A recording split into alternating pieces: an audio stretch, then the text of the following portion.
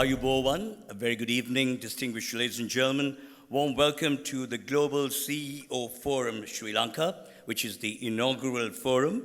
For me, it's an honor, privilege, and a pleasure to be associated with this momentous occasion. Well, I think I'll be right in saying that this is the very first time that a forum of this stature is being staged here in Sri Lanka. Well, we're happy that we have with us today chairmen, directors, CEOs, COOs, CMOs, CPOs, CFOs, CIOs, and other decision makers both in the private and public sectors. Well, ladies and gentlemen, we have two themes that we've selected, two fitting themes, in fact, leadership in turbulent times, and we also have another very meaningful theme in shaping the future of business in Sri Lanka. Well, I'll be failing in my duties if I do not extend a warm welcome to our guest of honor, Mr. Kotaro Katsuki, Minister and Deputy Head of Mission, Japanese Embassy, whom I understand is here with us. And joining us later on would be our chief guest, Dr. Nandalal Weerasinghe, Governor of the Central Bank of Sri Lanka. So, ladies and gentlemen, I want all of you to sit back, relax, for this is going to be a very productive, meaningful, and fruitful forum, for we've got very eminent presenters here today. So, without further ado, to formally deliver the welcome address, I have the pleasure of inviting a personality who is a specialty doctor in psychiatry attached to the Oxford Health NHS Foundation Trust, United Kingdom.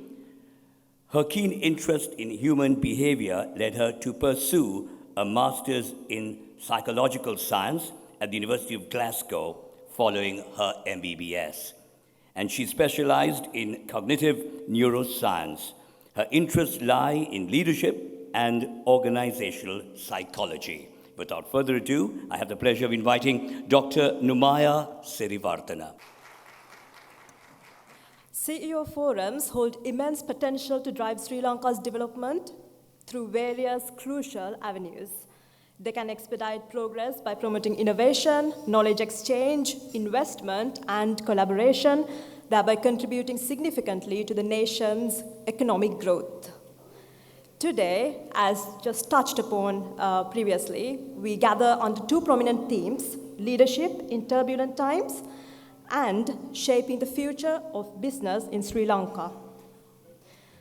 A warm welcome to all our esteemed guests, including Dr. Nandalal Weerasinghe, the Governor of the Central Bank, and Mr. Kotaro Katsuki, Minister and Deputy Head of Mission, Embassy of Japan, along with our distinguished speakers. Unfortunately, I won't be able to name everyone due to the time constraints. This event's success has been made possible by the generous support of numerous individuals and organizations. We extend our warm welcome to the representatives from 27 professional bodies who have endorsed our efforts. Our sponsors have lent their support in various capacities, and we wholeheartedly welcome each and every one of them. Last but not least, we appreciate the constant presence and support of our colleagues from the media. On behalf of the Global CEO Forum, I welcome all of you and express our sincere gratitude for honoring us with your presence today. Thank you.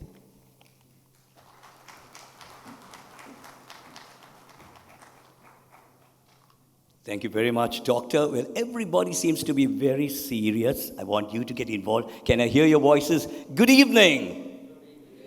You can do better than that. Good evening. Awesome. That makes me feel comfortable now. Right.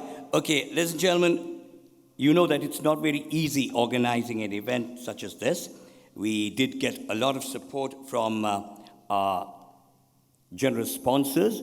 I would like to recognize our sponsors now. We have diamond sponsors in SLT Mobitel, our strategic partner, Crocodile, our clothing partner, NIBM, our knowledge partner. Our gold partners happen to be Acon Travels, our travel partner, also Auto Bathware. Not forgetting our silver sponsors, CIPM, Vision Care, the eye care partner, Lanka Wall Tiles, Nippon Paint, Finez, Roselle, David Pierce, Worth Lanka, and not forgetting our banking partners in People's Bank and Bank of Ceylon, our print partner, Neo, our print media partner, Upali Newspapers, and not forgetting our electronic media partners, Voice of Asia Network. So I think it's very fitting that we all put our hands together and give our sponsors a round of applause. So, ladies and gentlemen, without further ado, we're going to be starting off with our first theme, like I said at the inception, Leaders in Turbulent Times. And for that, I would like to invite the first keynote speaker, who, ladies and gentlemen, is the president of the Indian CEO Forum, Sri Lanka, country head, general manager of Beauty Products, Lanka Private Limited, formerly known as Revlon Lanka Private Limited, a 100% owned subsidiary of Umesh Modi Group, India, manufacturer, importer, and marketer of cosmetics and personal care under Revlon brand, United States of America, and medical nutrition products under Signutra brand, with a technical collaboration with DuPont USA and consumer health in collaboration with HRA Pharma USA under the brand name Mederma. Without further ado, I have the pleasure of inviting Mr. T.S. Prakash. Guest of honor, Mr. Kotaro Katsuki, Mr. Anura Srivardhana, Chairman of the Global CEO Forum, dear fellow keynote speakers, distinguished invitees, ladies and gentlemen. I stand before you with profound sense of privilege and honor. As the President of the Indian CEO Forum, it is a pleasure to address this esteemed gathering. In the realm of leadership, especially during the turbulent times, our perspectives and action define the course of our organization and the lives they impact. Today, I am here to share my insight on navigating the seas of uncertainty with unwavering leadership. In times of stability, leadership is certainly important. But in turbulent times, it becomes absolutely vital. Today, I want to discuss the significance of leadership in the face of the economic crisis that Sri Lanka is currently grappling with it. The economic crisis is a storm that has shaken the very foundation of our country. It's during these times that leadership shines the brightest. A true leader isn't just someone who guides in good times. A true leader emerges when the going gets tough. In the context of Sri Lanka's economic crisis, leadership needs to manifest in several key ways. Firstly, a leader must exhibit unwavering resolve and remain a beacon of hope. These times are rough, with uncertainty and anxiety, and a leader's ability to keep spirits high can make all the differences. This involves transparent communication, acknowledging challenges, and outlining a clear path forward.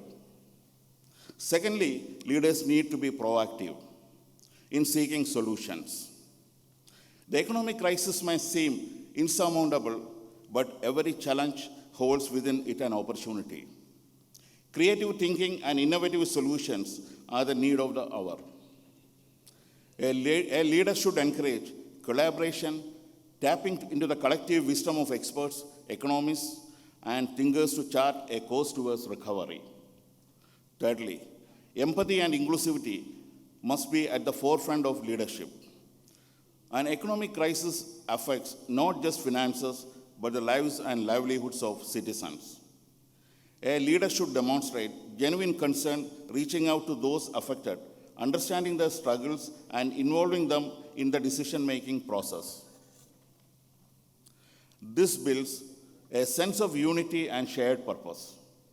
Furthermore, adaptability is key. Circumstances changes rapidly during crisis.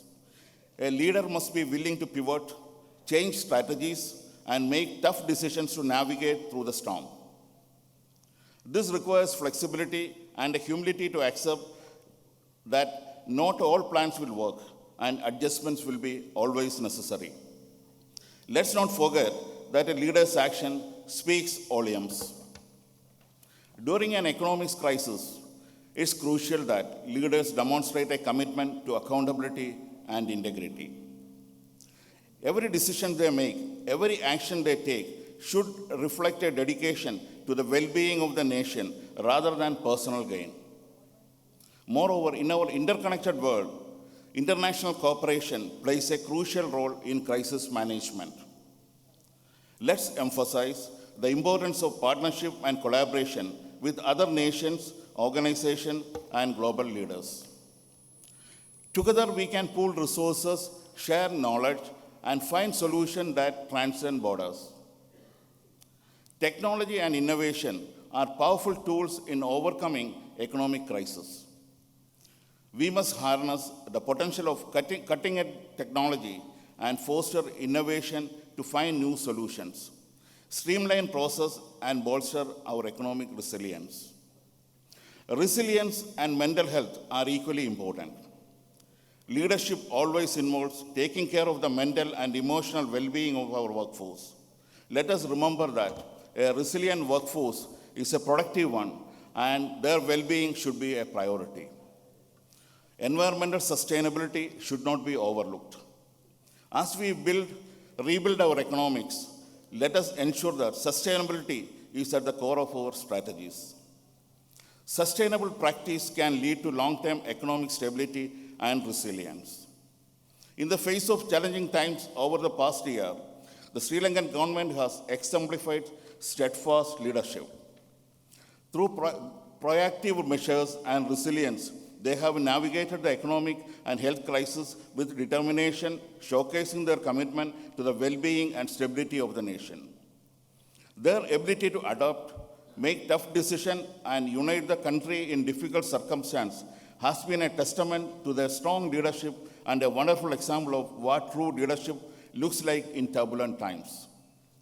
Lastly, but perhaps most importantly, a leader must foster a sense of optimism for the future. This crisis will pass, and it is the responsibility of leaders to lay the groundwork for a stronger, more resilient economy on the other side. This requires vision, strategic planning, and a dedication to building a foundation that ensures such crises are met with greater preparedness in the future. In conclusion, the economic crisis in Sri Lanka demands leadership that is compassionate, decisive, and forward-thinking. Storm we are facing is challenging, but it is also an opportunity to redefine our nation's trajectory. Let's remember that leaders aren't defined by their titles. They are defined by their actions in times of adversity. Let's all stand as leaders, united in purpose, navigating through this storm and emerging stronger on the other side. Thank you for your patience. Wish you all a wonderful evening.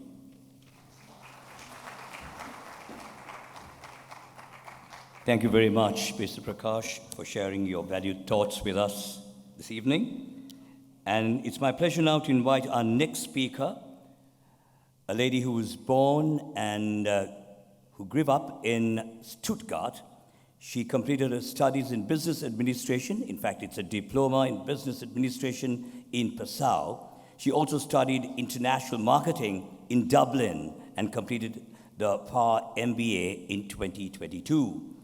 In addition to her mother tongue, German, she speaks business fluent English and Spanish. At the HK office in Spain, she held various positions in the areas of public relations and communications since 2000. And most recently, she was Deputy General Manager, Head of the Barcelona office, and Head of Members and Events. Since June 2022, ladies and gentlemen, she assumed duties as the Chief Delegate of the Delegation of German Industry and Commerce in Sri Lanka, HK Sri Lanka. It's my pleasure in inviting Marie Antonia von Schönburg. First of all, I want to thank the organizing committee of the Global CEO Forum for inviting me to this fabulous event. I feel very humbled to be part of such a stellar list of speakers you have united here today. I sincerely congratulate you on that success and also congratulate you on choosing such a great topic for today's inaugural forum, Leadership in Turbulent Times. I'm going to touch upon many of the points that Mr. Prakash already mentioned that will show you just how essential they are for leaders today. As we navigate the intricate web of international relations, economic challenges, and geopolitical uncertainties, it becomes increasingly evident that strong visionary leadership is vital to ensure the prosperity and stability of our nations. Turbulent times are not a new phenomenon. History has witnessed countless crises, conflicts, and economic upheavals. Yet the challenges we face today are uniquely complex due to our interconnected global economy and the rapid pace of technological advancement. In such times, leaders who understand the intricacies of foreign trade are poised to make a significant impact. First and foremost, leaders must recognize the pivotal role that foreign trade plays in our economies. In today's world, no nation can prosper in isolation. Trade is the lifeblood of modern economies, fueling growth, creating jobs, and fostering innovation. It is not just about importing and exporting goods, it's about building partnerships, opening markets, and engaging in a global dialogue. However, foreign trade is not without challenges, especially in turbulent times.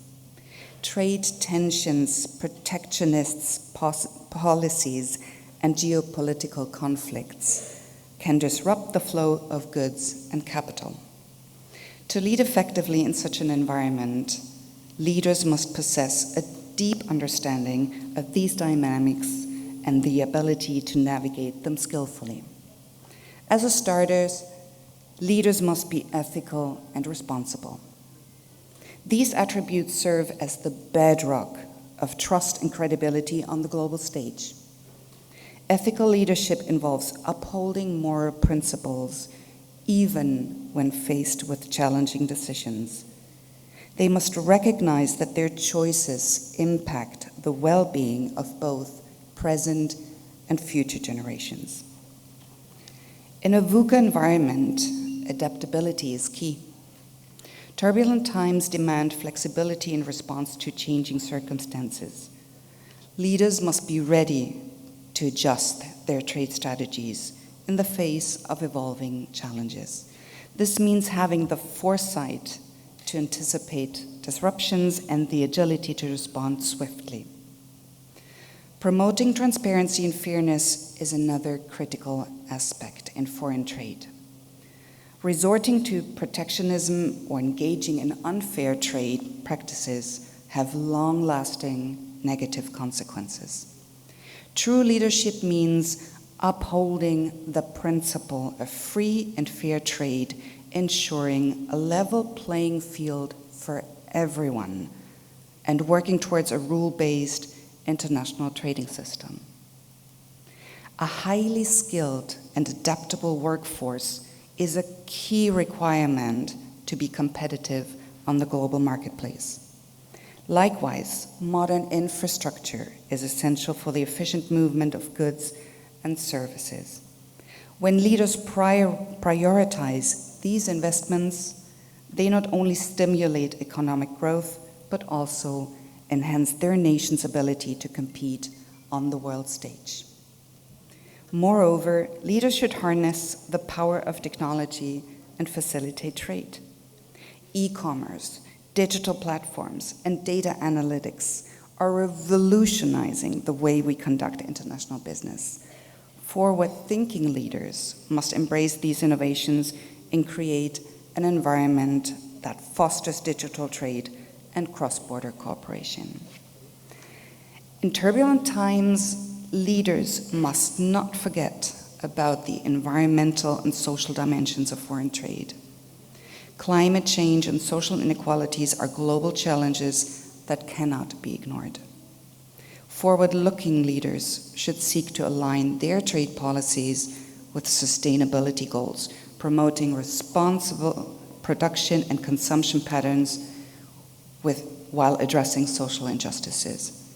A growing demand of consumers and investors to be socially and environmentally responsible is making this a strategic imperative. Lastly, effective leadership in foreign trade requires collaboration and partnership on a global scale. No nation can address the challenges of our time by themselves. Leaders must actively engage in international forums, like the Global CEO Forum today, support multilateral organizations, work towards global solutions.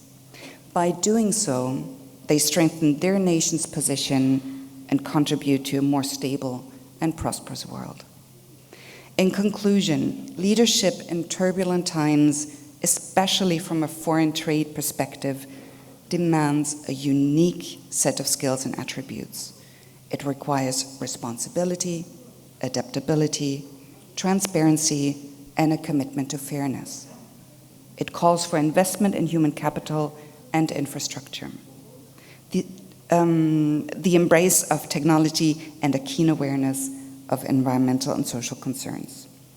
Most importantly, it requires a global mindset that recognizes the interconnectedness of our world. So as we face the challenges of our time, let us remember that leadership is not about reacting to events, but shaping them. It is about envisioning a better future and charting a course to reach it. In the realm of foreign trade, our leaders have a profound responsibility to navigate us through turbulent waters, ensuring that our nations continue to thrive and that our world becomes a more prosperous and harmonious place for all of us. Thank you. Thank you very much, Ms. Marie, for giving everybody food for thought this evening. And now, ladies and gentlemen, we have our next speaker on the very important theme, Leadership in Turbulent Times. And he is a personality who obtained his BSc engineering degree in mechanical engineering from the University of Moratuwa in 1999 and started his career in 2000 as a trainee engineer at the Colombo Dockyard PLC. He's gained vast experience and knowledge in shipbuilding and ship repairing industry with local and overseas training. He is a chartered mechanical engineer and a corporate member and a fellow of the Institution of Engineers Sri Lanka and a fellow member of the Royal Institution of Naval Architects, United Kingdom. During his career at Colombo Dockyard PLC of over 23 years, he has held many positions. He was appointed as the Chief Operating Officer of the company in March 2022 and continued to hold office till his appointment as Managing Director, CEO, on the 19th of April 2023. It's my pleasure in inviting Mr. Thimira Godakumbura.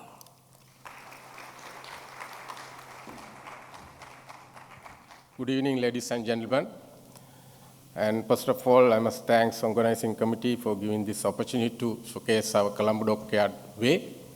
So, without taking much time, yes, we name as Colombo Dockyard PLC.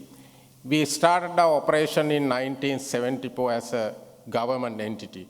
And during our journey, 1993, we collaborated with Onomichi Shipyard, Japan, and we believe that was the turning point of Colombo Dockyard because after collaboration, we were recognized as an international shipyard.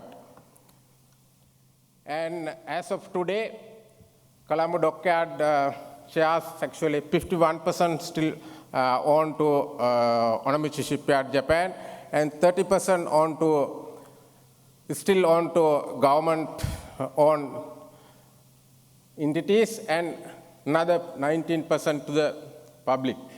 So we are located within the port of Colombo, and we have about 3,000 employees. And this is our biggest asset. And every shipyard, this is the most important asset for us. Actually, this is the most important asset other than able employees. So these are the some of snapshots which we delivered very recently, as we are doing business in ship repairing and shipbuilding. And this, we delivered first cable laying vessel in 2019 to Japan. Then we very recently we delivered this vessel to France. Actually, this was delivered in this year, end of July. And this is the last one. We are building 10 vessels of this series, and this is the second vessel we delivered to the Norwegian owner. So I must emphasize this last, the blue color, this rapid response float repair service sector. During this turbulent time, difficult time actually, with our hard effort, we were able to form this new business venture. So we are very progressively doing this business, and very recently we opened our branch offices in Trincomalee as well as Hambantota. So even though we continue our business for last 5 decades, for the last 5 decades, but last 3-4 years was very difficult. I think same to you as well. So how we overcome this situation, we continuously, objectively analyze situation, and then we make our direction with actions, knowing who we are. And then, as you know, we face many difficulties. 2019, we faced East attack, then COVID-19 and economic crisis still not overcome. And then we as shipyard, Colombo Dockyard, we decided and we named 2023 is the year that we should stop bleeding. So last 4 years, continuously bleeding was there. So we decided whether the economic crisis is there or not, we must stop our bleeding. So here, when we face difficulties, challenges, first we think short-term strategies. But Dockyard way, what we did was, we placed our strategy, middle-term strategy, because we wanted to give some hopes to our stakeholders, some expectations to our stakeholders, especially to our able workforce. Because we create value addition in the country, and without our able workforce, it is almost impossible to create value addition. So we want to give some hope to them, so we place our middle-term strategy. So it was very success, and same time, we actually operate in 3 sectors, but prominently shipbuilding, new construction, we call new construction, and ship repair. Yes. And same time, we gave a task to each divisions, each business sector to make their strategic plan according to the middle-term plan we set. So making this action plan, it is very important to know business policy. The Dockyard policy, business policy is based on these 3 aspects: speed, timing, and flexibility. So we consider these 3 are very important aspects in this regard. Of course, speed is not the real meaning of the speed, but sometimes we have to slow down as well. So that's how we operate at present. And when it comes to risk management, actually, sometimes risk creates stop thinking. But we categorize risk into two categories: the risk that we can control and risk that we can't control. So what we did was, we continuously monitoring risks that we can't control. And the risks that we can control, we converted them into an opportunity. So then, this is how we approach to clients, and during negotiation, that we are continuously, objectively focusing the center of gravity. So this is very important point. We take decision, we make intelligence. Based on intelligence, only we make decisions. For that, we have to see what time competitor will become weak, or what time we will become weak, so that we objectively focusing. And to get this correct intelligence, we need all type of informations. This information may be fake information, raw information. What we did, we put all information with objective viewpoints and experience together. And we analyze and we evaluate and make our predictions. So that becomes finally intelligence. So why we need intelligence? To clarify things what we know, and to clarify what we don't know. And if there is any doubt, that is also included here. After that, we clarify what you think. So this is very important point we considered, and it delivered good results for us. So this is what I said, that each divisions, each business sectors, they develop their action plan. I don't take much time. Actually, this is kind of management tool we prepared, and this we apply another management concept, that is PDCA cycle, every quarter, and see where we are. And we set the plan, then we and then we check for the gap. If there is any negative, then we have to make actions. So we continuously monitor in this and take action if there is any deviation from the action plan. And then finally, this is the summary of our all activities. And we believe this is actually a continuous process. We believe we will be able to sail safely during these turbulent times, as we already proven. Thank you very much, and wish you a pleasant evening.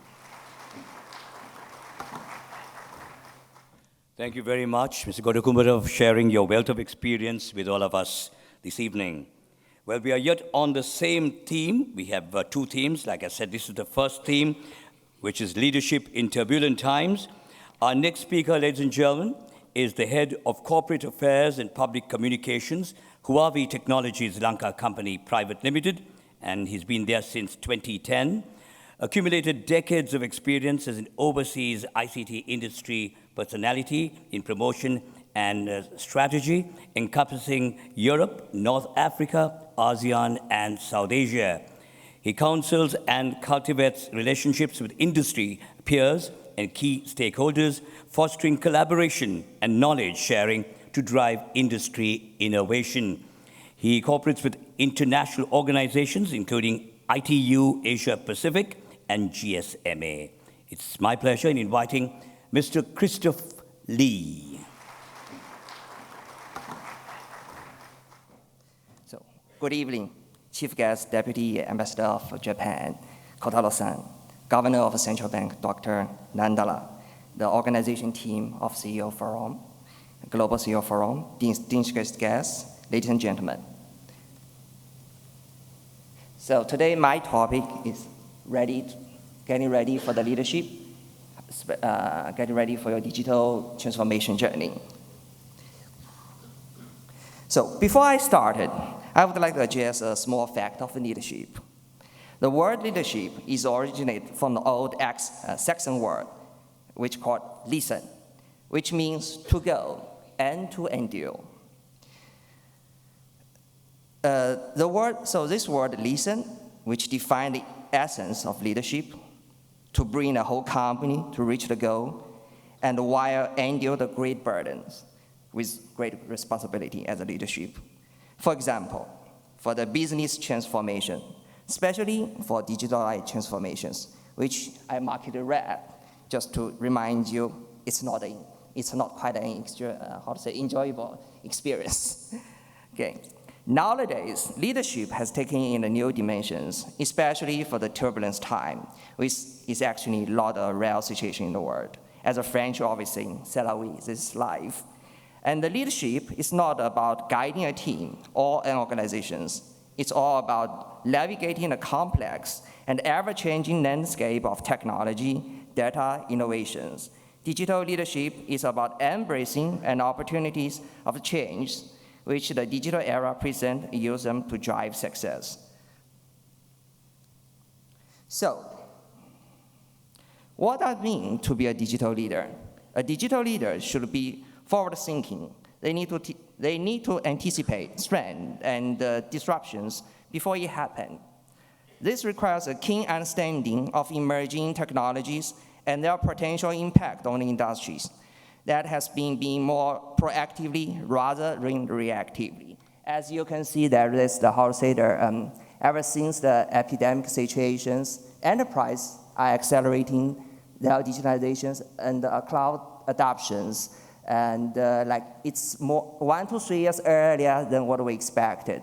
And we're expecting by end of 2025, more than 97 of large enterprise will be using the AI and cloud and to fully emerge their business. And the digital transformation investment will get more than 86%. Furthermore, I think digitalization and digital leadership is about fostering a culture and innovation. In digital organizations, creative and innovations are the lifeblood. Leaders should be encouraged their team to think outside the box, experiment, take calculated risk. They should create an environment where failure seems to be a stepping stone to success.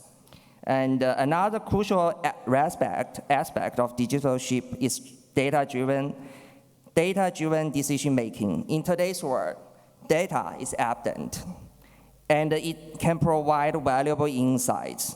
Digital leaders must be adapting at gathering, analyzing, and using data to make information choice. Data-driven decision-making can lead more efficient process, better customer experience, and a comprehensive age. As you can see, for each different, the companies, there are different stages. There are basic digitalizations, which means your, the EPR system, your CSR system, CRM systems. And further, we have the, digital applications, which means in the company, you should define your key essential sectors, which you need to prioritize for digitalizations. And for the third stage, we call the systematic digitalizations, with fully integrated, the aspect, all the sectors of your business sections to help you to have comprehensive data to make the decisions. And lastly, by using the latest technology such as cloud and AI, which can give you more insights and more quickly and more efficiently to help you to make the faster decisions. And one last thing I would like to highlight is to achieve the digital transformations, the company always need to have the fundamental ICT infrastructures, which we defined as the 4A network, 3C computing power, and the 2I technologies. 4A networks means you need to have the accessible, advanced, affordable, duplicable network. And 3 computing, the companies should migrate and transform the business into the cloud computing and credibility with a credible service. And to achieve this digital technology, to use this latest cutting edge technology like 5G, AI, IoT, to help to achieve the innovations and the industrializations. So in conclusion, digital leadership is not just about managing technology. It's all about leading a technology-driven world. It's about adaptability, foresight, innovation, data-driven decision-making, and ethical responsibility. It's about embracing a turbulent situation with courage and convictions. So, this is my key takeaways for the digital, leadership.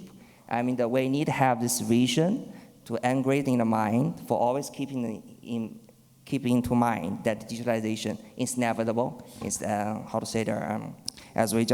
I just showed in the previous framework, that we should always have that into mind, that how to involve in the leadership development and how to define the digital informations to achieve the organization success, and how to recognize distributed trends around digital technology and plan leverage them to transform to organizations through innovation and long-term business growth. And one last, we would like to put small examples of how Huawei managed to get it, and through the organization dynamic, we developed the mindset to align everybody to not only the management, also for the employee. Everybody have the same mindset, the live and the belief to navigate the change together.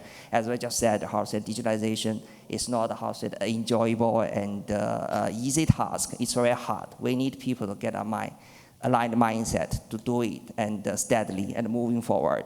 And we also need to have the clear strategy, and also we need the clear project management to help to achieve the fully digitalization transformations. This is all my words. Thank you. Thank you very much, Mr. Lee, for that detailed presentation. Ladies and gentlemen, we are infusing lovely entertainment to make this very colorful.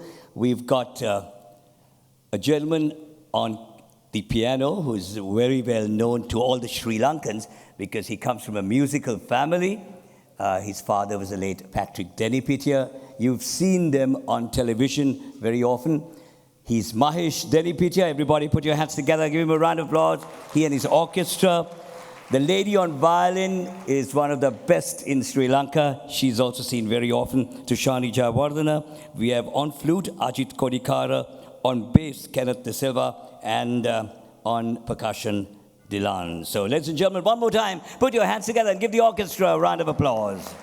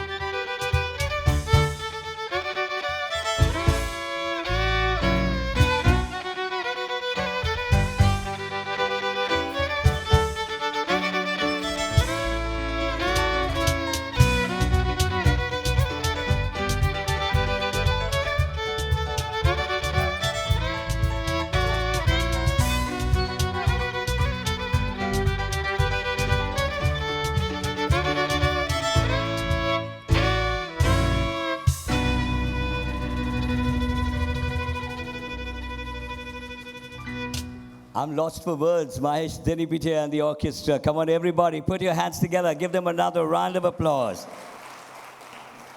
We're happy that they also touched a bit of an Indian song as well. And I'm sure our friends from India would have liked it very much. Am I right?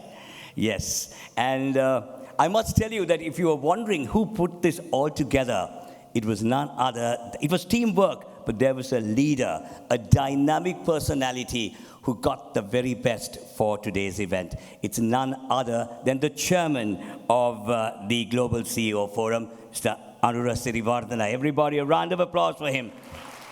I had the wonderful opportunity of being a news anchor when he was the chairman, and it was very, very easy working with him. Right, we are back with our program, and we have one more speaker on the first theme. And ladies and gentlemen, it's lovely to have another lady adding color to this occasion. She is currently a person who serves as the chairperson and managing director of Unilever, Sri Lanka. She holds a BSc with special honors in business administration and possesses 20 years of rich and diverse experience in Unilever across different geographies such as Morocco, South Africa, Netherlands, and London in the fields of market development, brand building, business strategy, and execution. Prior to her current role, she served Unilever as the Global Brand Vice President and Global Strategy Director for various FMCG categories. Without further ado, I have the pleasure of inviting Ms. Hajar Alafifi.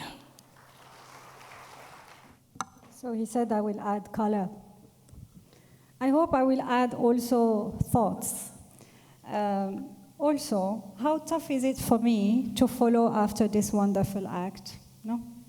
And guess what? I'll speak about turbulent leadership. So really wrong.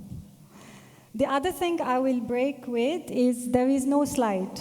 So if you want to drift away, this is your time.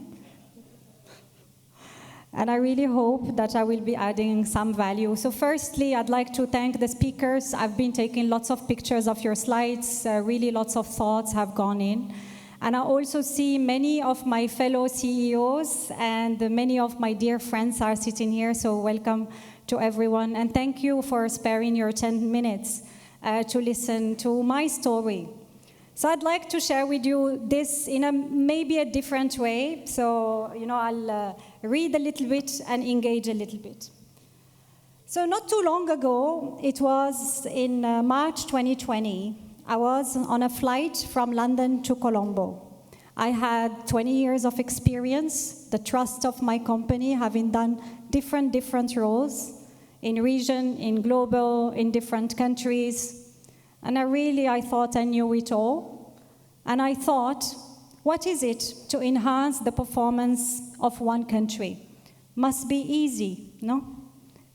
It's gonna be a walk in the park, and it's gonna be something I will enjoy. I will enjoy the island as well. So, welcome to Sri Lanka. I had no drums, no garlands, no betel leaves. I was greeted by a lockdown. I was in a lockdown, and I had a workforce that I had never, ever met. The first time I met my CD team was 5 months after coming to the country. And the first time I met my entire network was 6 months after coming to the country. Well, wait, it does get better. Because there was a domino effect from one punch to the other. Here is this leader. She thought she knew it all. She could not even meet people. There starts power cuts, fuel shortage, no gas, queues, no food, no medicine. And then an economic crisis. Well, I had the time at least to think during my lockdown. Will I be the captain of a struggling ship? Or can I steer that ship amidst the stormy waters where we find ourselves? The reality is none of my education had prepared me for this. I was an empty slate, and I had an empty slate. And my experience meant absolutely nothing. And when I got to that realization, I also understood that actually becoming a CEO meant going beyond the performance, the results, the targets, that becoming a CEO is becoming the person in the service of people, the person in the service of the struggle of the people, and the person in the service of the success of people. And it took me time, but only in Sri Lanka did I understand fully and wholeheartedly that my team members were not resources, but they were full human beings that couldn't eat, couldn't go to the shop, couldn't feed their babies. And I once was thinking that these are team members, resources with a number only. I understood that by giving them a salary, I was supporting their families, their ecosystem, and that a salary meant bigger than what it used to mean, because the market is down, but the salary had to be paid. I also understood that CEOship, and I'm sure many of you would agree, is a little bit of an exit chair. One wrong decision and you're out. So the importance of judgment, the importance of your values and your code of conduct never is as important as when you're at the helm of that company. Well, you might think that I knew how to do all of this, but the reality is I had to change a lot of things. I had to leave my comfort zone of being a business strategist, as you have heard, to becoming an operator. And a good operator can operate in any market, right? I had to change from thinking numbers first, analysis, and data. I had to unlearn and relearn the power of trust, the power of truly working together and winning together, not only saying it. I had to change from that person that actually was telling what to do to the person that was asking questions. I understood there was no stupid question, but only a stupid answer. I used my senses more. Here am I. My eyes are more powerful. My ears are reaching far, and my one mouth is meant to be shut. My brain is more alert. So in the middle of this, I am seeing my people now. But importantly, I am hearing them. I am feeling them. I'm reaching out to my dear fellows for their advice. And I'm listening to my context. But I've now added a new thing, which is what my people are telling me and what are they not telling me. In all of this, I was asking myself often, how is my energy? How am I showing up? In fact, my energy transcends me. And no matter what I say, it is what I do that matters the most. So therefore, I stand here behind you not as someone that knows it all. As you can see, I had my sheer, amount of failures. But if I dare maybe summarize some of the things that has helped us stay true to our purpose. Number one, Be ready for the unknown, anytime and every time, even when the times are good.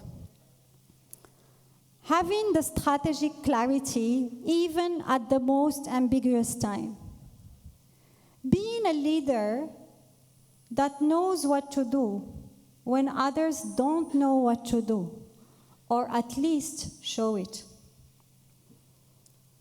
And maybe I'll speak about the other two which are dear to me. The first one is about really ownership all the way.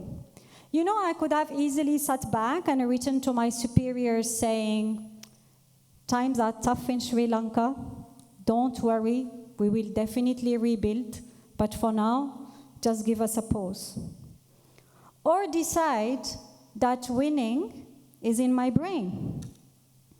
Actually, we can realize that maybe we are knocked down and that Sri Lanka was never knocked out.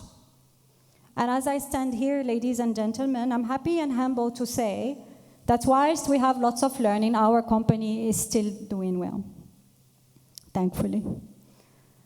My other learning is about the power of many. So I spoke about being ready, knowing what to do when others don't know what to do, ownership all the way. And then comes the power of many. The reality in turbulent times, leadership has two decisions. Either you keep your employees in a cocoon so that, they're not too worried, they're just doing their day-to-day job, or you make them part of the decision-making process. And with that, you really open the ground realities. And of course, the second one is tougher because it means you need the clarity. You need the transparency. And in the second one, you treat everyone as an adult. So we went ahead and we created what we call the extended leadership team. These are my top 40 people. They know exactly what I know, and they help and work exactly like my board. We created the rapid response teams, which were assessing the market, assessing the risks, and building scenarios. And we have the incident management team who met daily and who were the custodians of safety, security, and everything people. Mind you, these are not new recruits. These leaders voted with their feet, volunteered to take that moment of leadership.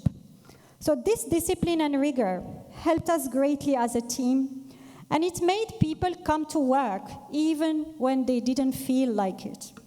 And it made the entire company move to a company which is passionate and hungry to win. As you can see, none of my learnings focuses on business performance or on the P&L. I'm a true believer that results are an outcome, and that is purpose why we are here. In fact, purpose is what drives leadership. Our North Star at Unilever Sri Lanka is to make Unilever win and to make Sri Lanka win. We coined this, win in Unilever, win in Sri Lanka. So what if, I ask this question, what if leadership in turbulent time isn't about weathering the storm? What if leadership in turbulent times is about emerging stronger, about becoming wiser and more compassionate? After all, the challenges that we're facing today will test us, but they also offer us the opportunities for growth, opportunities for introspection, and opportunities for transformation. Someone said, success happens when 1,000,000 moments of preparation meets a split second of opportunity. An opportunity is how you define it. Opportunity can come in the form of a business boom or a stifling crisis. Winning or losing is simply in our brain. Let's make Sri Lanka win. Thank you very much for your time.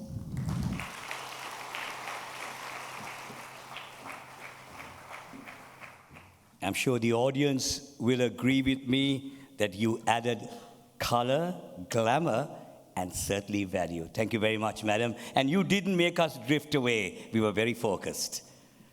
Everybody, a round of applause. Let's hear it.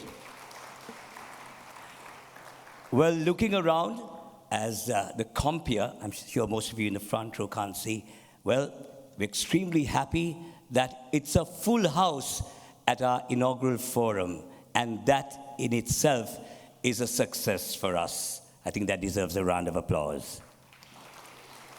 And on that note, ladies and gentlemen, we are moving on to success stories.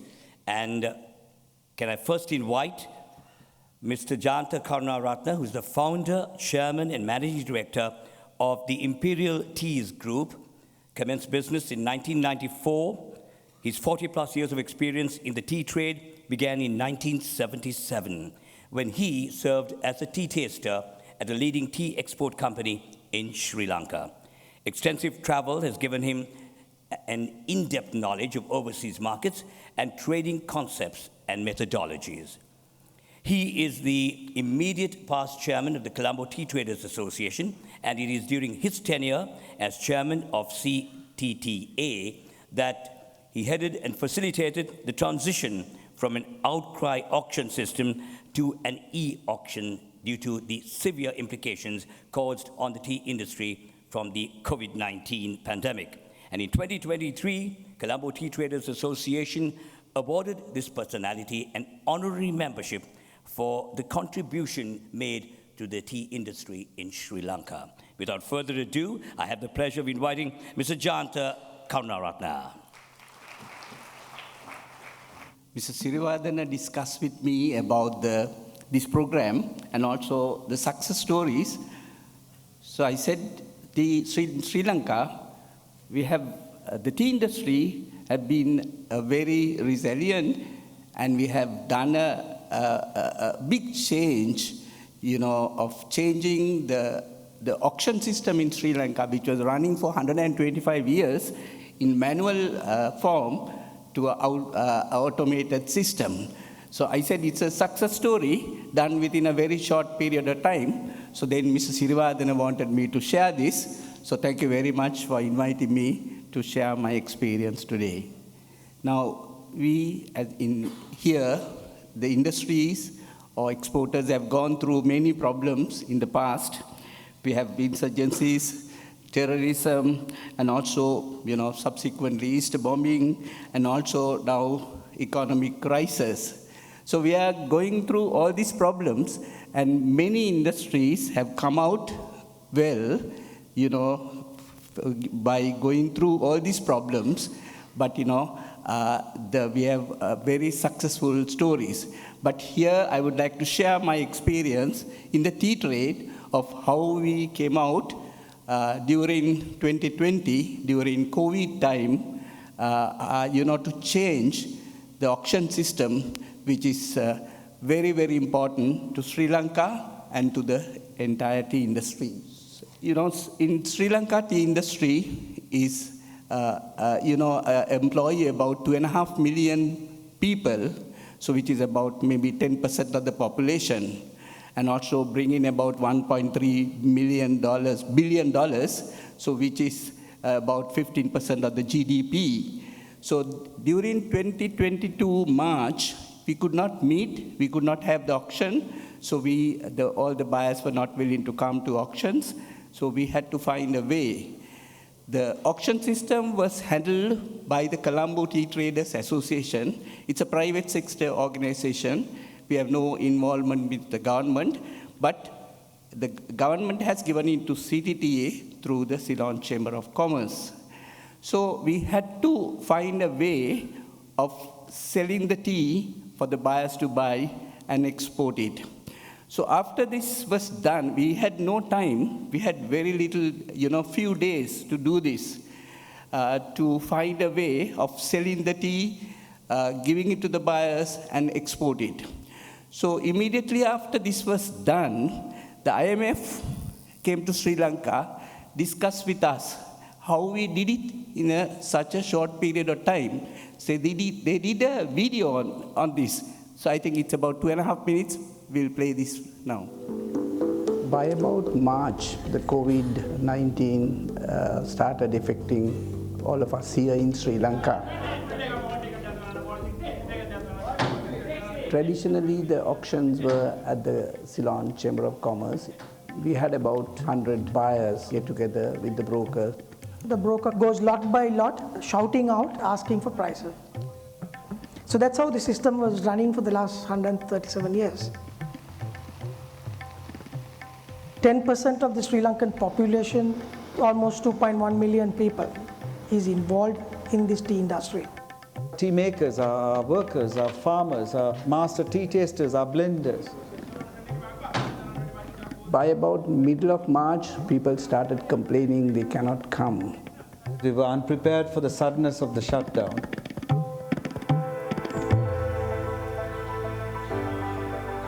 When the government decided that they had to go to find an online solution in the tea industry, they couldn't. There was no resistance, of course, because they had no other options.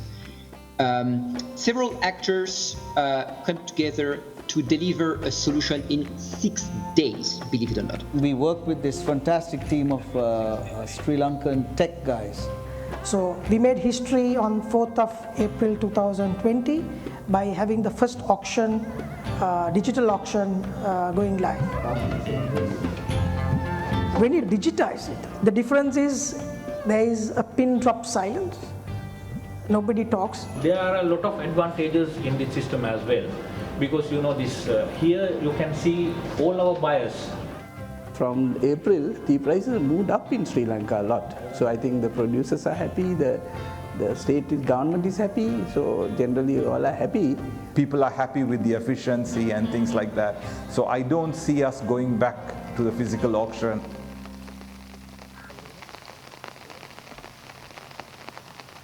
Most of the other industries were shut down, but tea industry continued to work.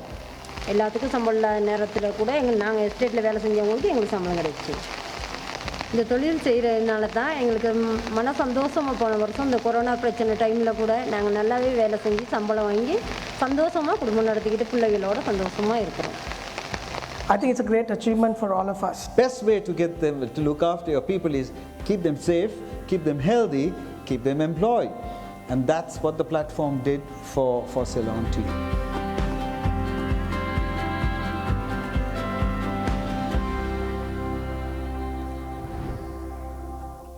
This is the success story of the tea industry by the stakeholders. So I think I would like to share a little bit of information of how we did it. I think the last manual tea auction was on the, as far as I remember, about 18th of March. So we could not have another auction. So I think we were the CTT was under a lot of pressure from the stakeholders and also from the government and the ministries were asking, what are you doing about it? But we had to find a way of selling the tea because the producers have produced tea, they want to sell. And also the Sinhalese New Year is 13th of April. So they want to sell, they want to collect money, and they want to pay advances. And, there were a lot of challenges. So people, all stakeholders, we could not even meet during this time properly, but, we had, like Zoom and Teams meeting, and we discussed all how we should do it. So first thing is to get all the people to agree to a kind of a automated system. That was not easy because it's a big industry, so many stakeholders, so convincing them was not easy. So we had to do that. Then to find a service provider. So there was nobody, known to us who could do this. We are not tech-savvy people to, give even an idea. So we were talking to a supplier who did some work for the tea industry, so back office work. So he said, we can try. So we told him to try. We didn't have any quotations. We didn't have any financial commitments. And we didn't know how to finance it also. So, but he said, I said, okay, you start it, we will find a way of paying you. So that is, that assurance was given by us. So he said, okay, we will try it. But it was not easy to convince people, and also then how to finance it. We are private. We are not getting any finances from the government.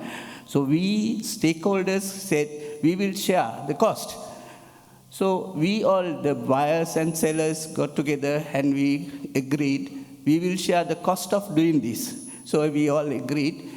First auction was held on the 4th April 2020. It was not a good thing, but it took almost 5 days. Normally our auctions are about 1.5 days or 2 days maximum. So it took 5 days for us to finish the first ever automated auction in Sri Lanka.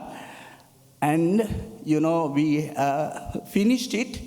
We collected money from the buyers. We paid all the producers. They got all the money on time for their Sinhalese New Year before the 10th of April. So that was a success story, and it was the unity of the stakeholders. We were all together. We were all, we were agreeing to. We were very honest. We said, we don't know how much it's going to cost us, but we will share it. But it didn't cost us so much, and it's all the private sector money. And, and we ran that system for about 5-6 months. Then after that, we went for a proper RFP and went for international bidding, and we selected another service provider to do that Kalambuti auction.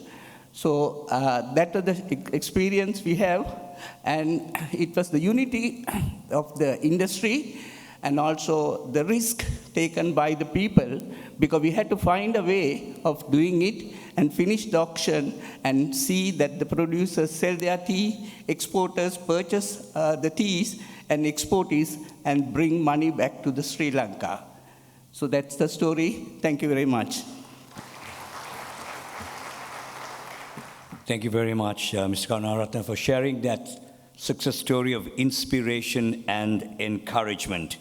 Well, our success stories continue, and our next speaker, ladies and gentlemen, with his leadership from Janasankalpa Foundation India, he will be instrumental in helping 1,000 Sri Lankans who will be trained at the Center of Excellence in Dallas, United States of America, and will be notified in the Global CEO magazine. And the foundation will help Sri Lankan entrepreneurs to connect with Mumbai, Bangalore, Delhi, and Hyderabad, India. It's my pleasure inviting Mr. Balaji Krishnam Magaru, Managing Director, Medongo Health Private Limited, India. I was supposed to be here to brag about my success through the turbulent times. But when I started looking at the speakers, and in the last 30 minutes, I could able to see a lot of dots which I could able to connect. Now, what is turbulence?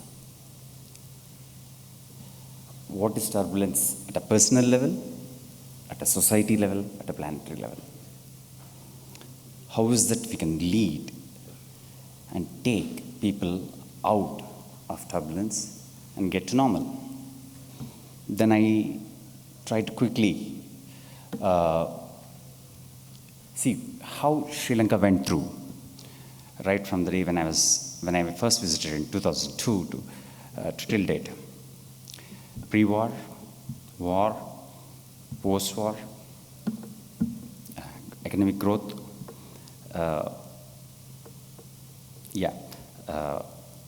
COVID, economic downturn. Sri Lanka came unscathed. It improved. Has anybody, if an outsider had come here in 2002, 2010, until, let's say, whoever is coming now, we used to have 12 to 14 checkpoints from the airport till the date. That's what Sri Lanka transformed from a tough country to be a beautiful God island. I had opportunity to work with Mr. Anwar sir. So let me thank Mr. Srinivardana for calling me. So I would go off my prepared speech. So may we all live in interesting times. So I've gone through the, I was intently listening to each of the speaker, and there is one thing which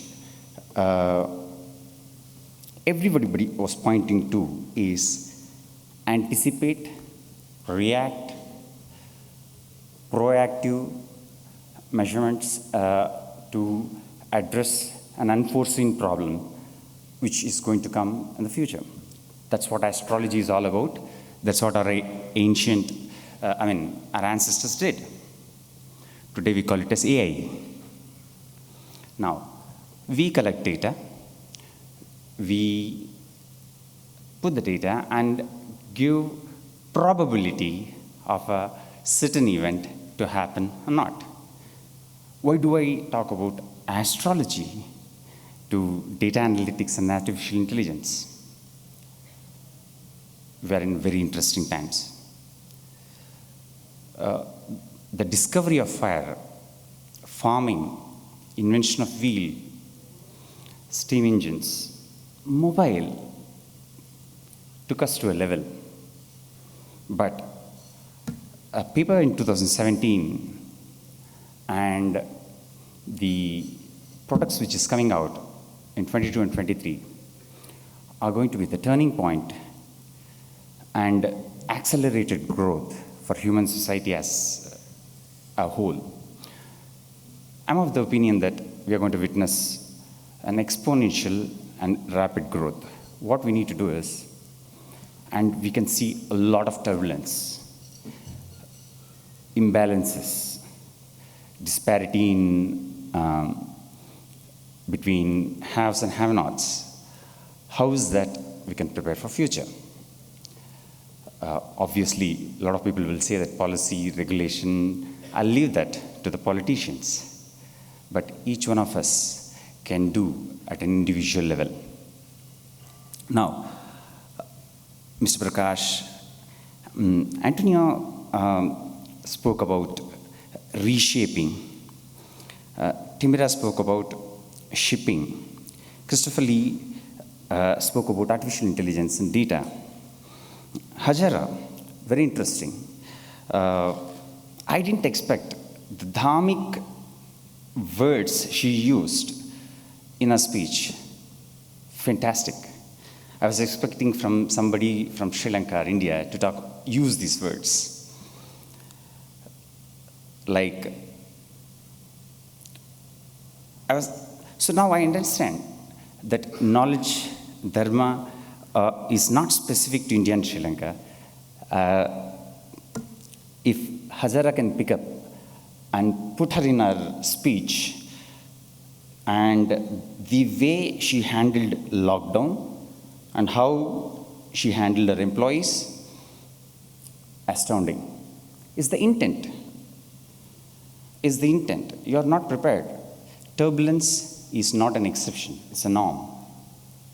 So as a leader, you have to be ready to act at any given point of time. Now, another most interesting thing, Mr. Kandaratna spoke about tea industry. While I was looking at his personal experience, let's see the collective wisdom of the tea industry of 125 years dismantled on 18th March 2020. Online auction started on 1st April 2020, going live in the next 5 days. That's leadership. Turbulence, finding a way out, and dismantling what you learned for 125 years, and that too at that age. So what I say, ladies and gentlemen, I won't take much time. Turbulence is not exception, It's a norm. As leaders, we have to be ready at any given point of time to help society take them back to the normal path. So I'm sorry I've deviated from my prepared speech, but anyway, we from Jansankal, which is headquartered in Dallas, US, wanted to train 1,000 Sri Lankans, both in US and Sri Lanka, to upskill them in different sectors, and we are doing it free of cost. I shouldn't say free of cost, with no charge. Second, we would want to connect any Sri Lankan startup to startups or even the organizations back in Bangalore, Mumbai, and Delhi, where we are well entrenched. Now, my success story. I started as an engineer, which is supposed to be in my actual speech. I started as an engineer for Fujitsu way back in early 20s. Katsuki-san is here. So I was trained by none other than Shinzagawa-san of quality head of Fujitsu. Now, I've seen what a calamity is, what turbulence is in Japan more than anywhere else. Now, from there, I used to create devices, ecosystem around devices, and solve a particular problem. But in 2014-15, I entered public health, primary care. That changed my life. And it's not a business anymore for me, it's a spiritual journey. Initially, I used to treat 300, 500 patients a day. Then I said, hey, if I can do 10,000 patients a day, we can help 10,000 people a day. I'm done. I crossed 10,000. Then I thought, okay, no. Let's see if I can touch 100,000. It took some time. Then my ambition or aspiration grew big, and I wanted to reach 1 million patients a day, and no man left behind with universal health coverage before 2030, which seems to be impossible, but I'm not going to take the word impossible. So today we are serving around 250,000 people a day, and we crossed 200 million consultations already. And I'm from Medongo, and whatever you heard in India, from Delhi Mohalla clinics to Apla Davakana in Mumbai, to any other major city, any smart city, that's us. But that's not what I'm going to talk. Even though that's what I wanted to talk about. But the speakers had a lot to offer more than my success story, and I'm very thankful to Andras and Rodrigo to invite me here. And what a fantastic story. Thank you very much. Thank you very much, Mr. Balaji, for your analytical and valued comments. I know you were analyzing all the previous speakers and briefly on your success story as well. Thank you once again. Well, before we have a spot of entertainment, which I'm sure all of you are longing for, as Compere, let me thank our sponsors, because if not for them, this would not have been possible. Our diamond category sponsor, SLT Mobitel, strategic partner, also Crocodile, the clothing partner, NIBM, the knowledge partner, gold category sponsors, that's Acon Travels, the travel partner, Auto Bathware, our silver category sponsor, CIPM, Vision Care, the eye care partner, also Lanka Wall Tiles and Nippon Paint. More to say a big thank you to. Also Finez, Roselle, David Pires, also Worth Lanka.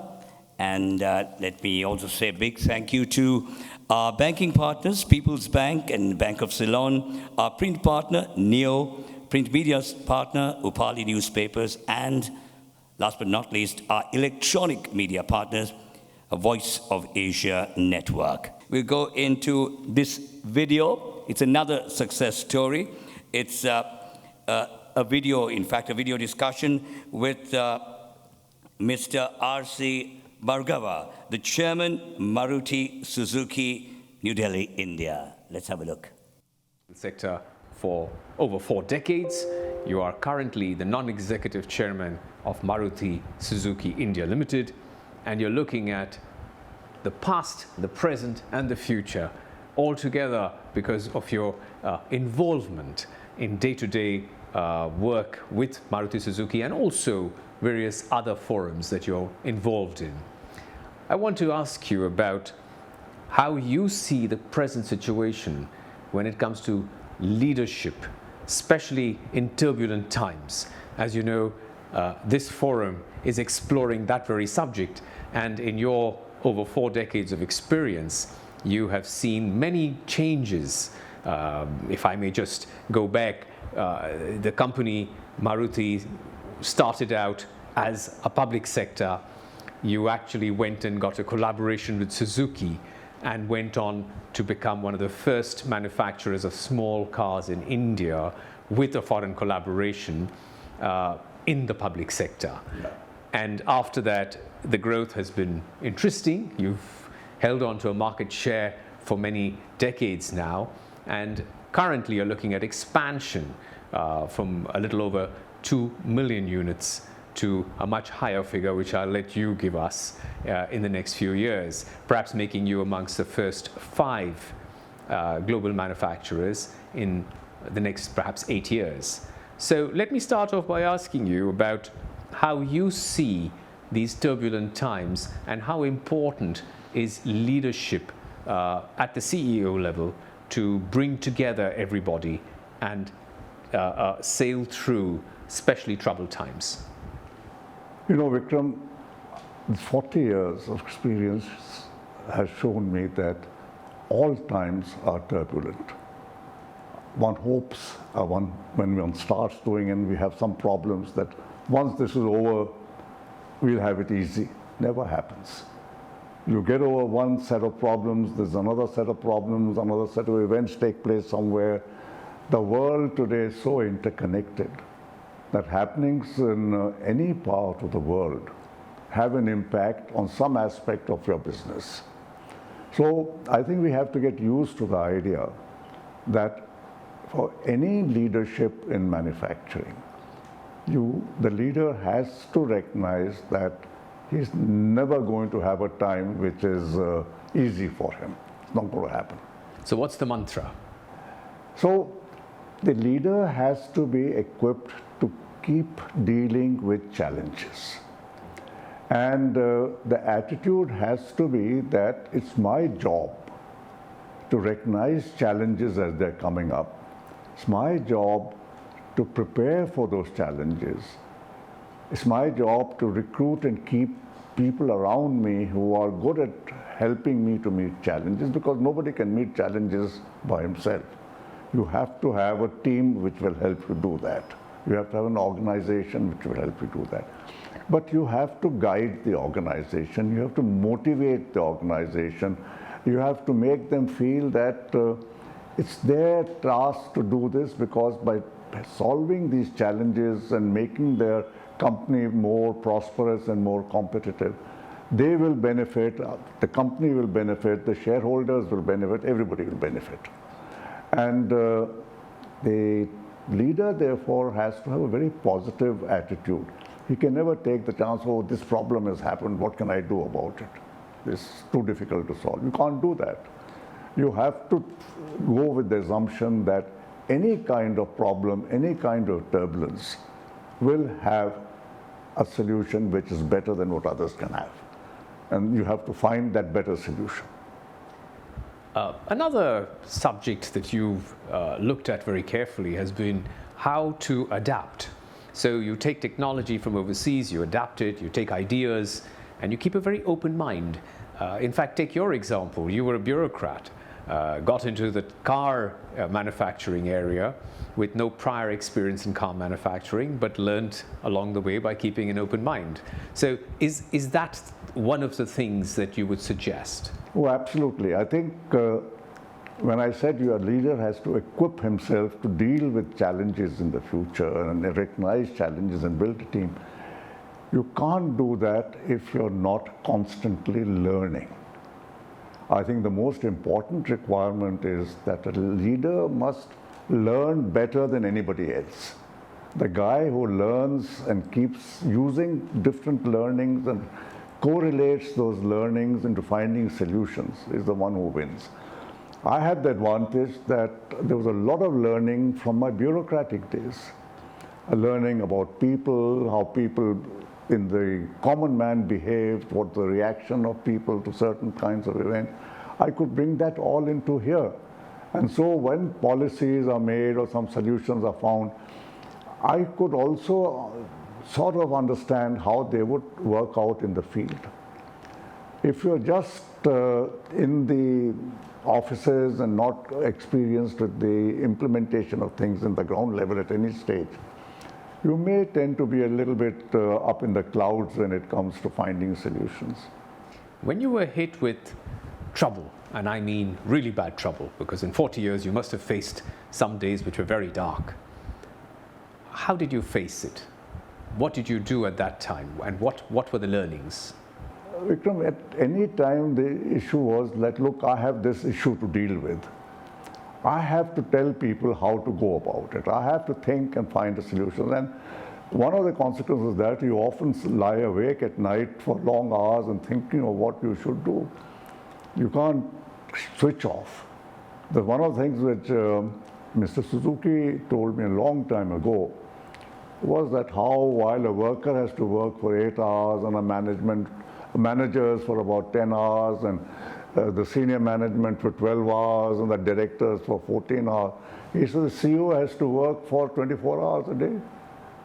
Whether he's sleeping or he's awake, his mind has to be focused on his problems. And how would you describe your success today? What is it that makes you happy? Vikram, the success is not my success in that sense. I feel happy that what has happened in Maruti and the automobile industry in India. It's a totally unplanned effort, by the way. Nobody ever planned this industry in India. But what has happened has not only benefited the Indian economy immensely. The car segment is, I think, 5 or 6% of the GDP. It has created millions and millions of jobs all over the place. A huge number of people have become entrepreneurs and businessmen and in different walks of life. You know, some of our dealers today, our vendors today are global players. One of the vendors who started with Maruti, whose first factory I inaugurated, is today, I think, the 13th or 14th largest component manufacturer in the world.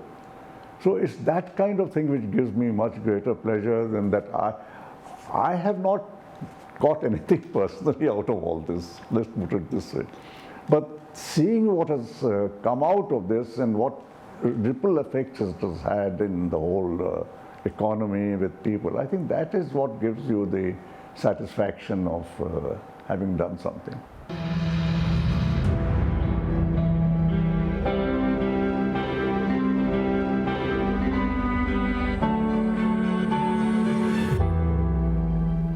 Well, that was an exclusive interview. Mr. Bhargava, the chairman of Maruti Suzuki India, gave for us, and he was interviewed by a very prominent personality in Vikram Bal. I'm sure we can have a round of applause, everybody. Now, we are ready with the entertainment slot. So I'm made to understand by Mahesh Dhanipitya that he's going to take us into the world of Hollywood, from Bollywood to Hollywood. Am I right, Mahesh? Yes. Everybody, put your hands together and give Mahesh Dhanipitya and his orchestra a round of applause.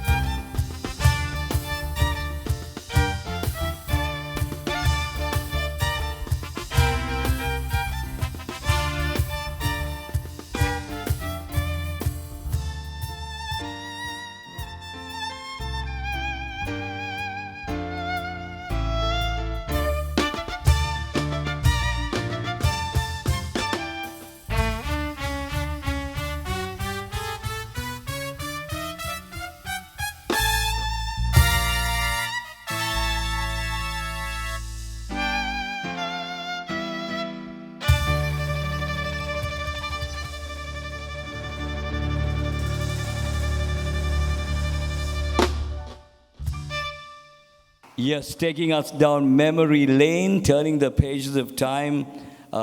Very popular film tunes from Hollywood there.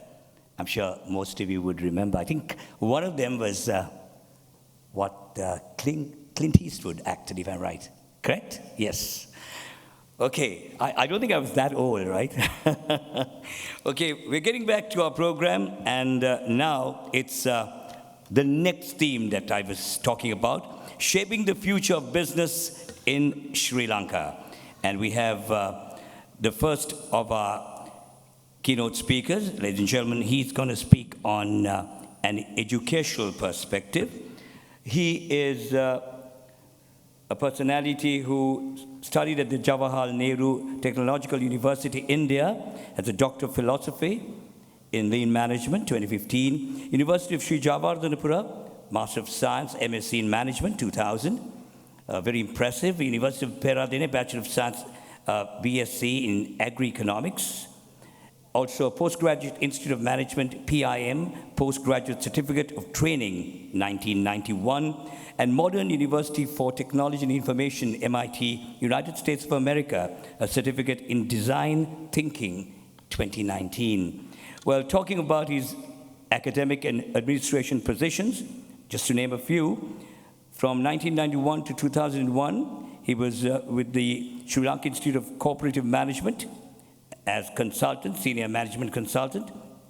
From 2003 to 2005, was Director Productivity, and he was also the consultant at the National Institute of Business Management, NIBM, from 2001 to 2017, at the National School of Business Management, NSBM, from 2012 to 2016, and from 2017 to date, he is the Director General of the National Institute of Business Management, NIBM. And in fact, the National Institute of Business Management is our knowledge partner. So without further ado, I have the pleasure of inviting the Director General, Dr. D.M.A. Kulasooriya. Over to you.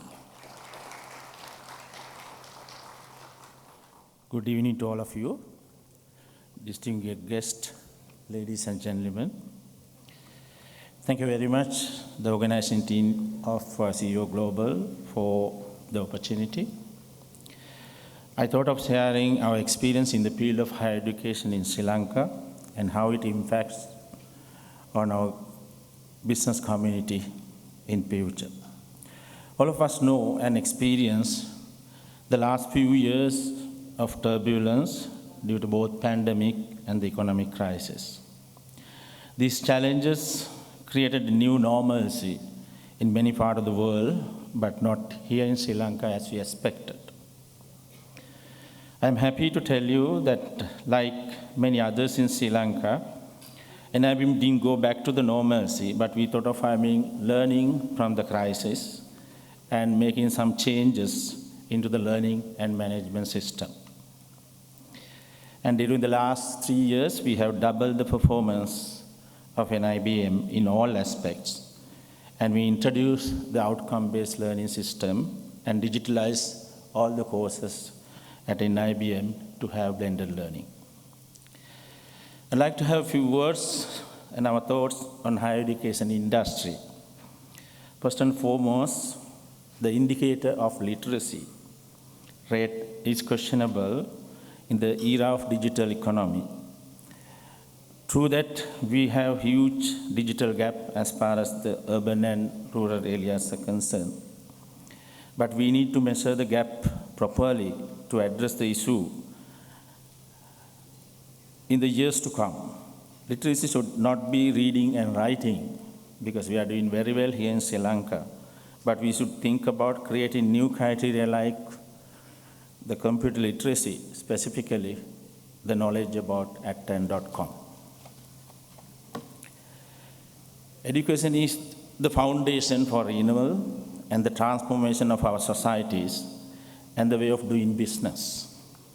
It provides the science, knowledge, innovation we need to address common challenges.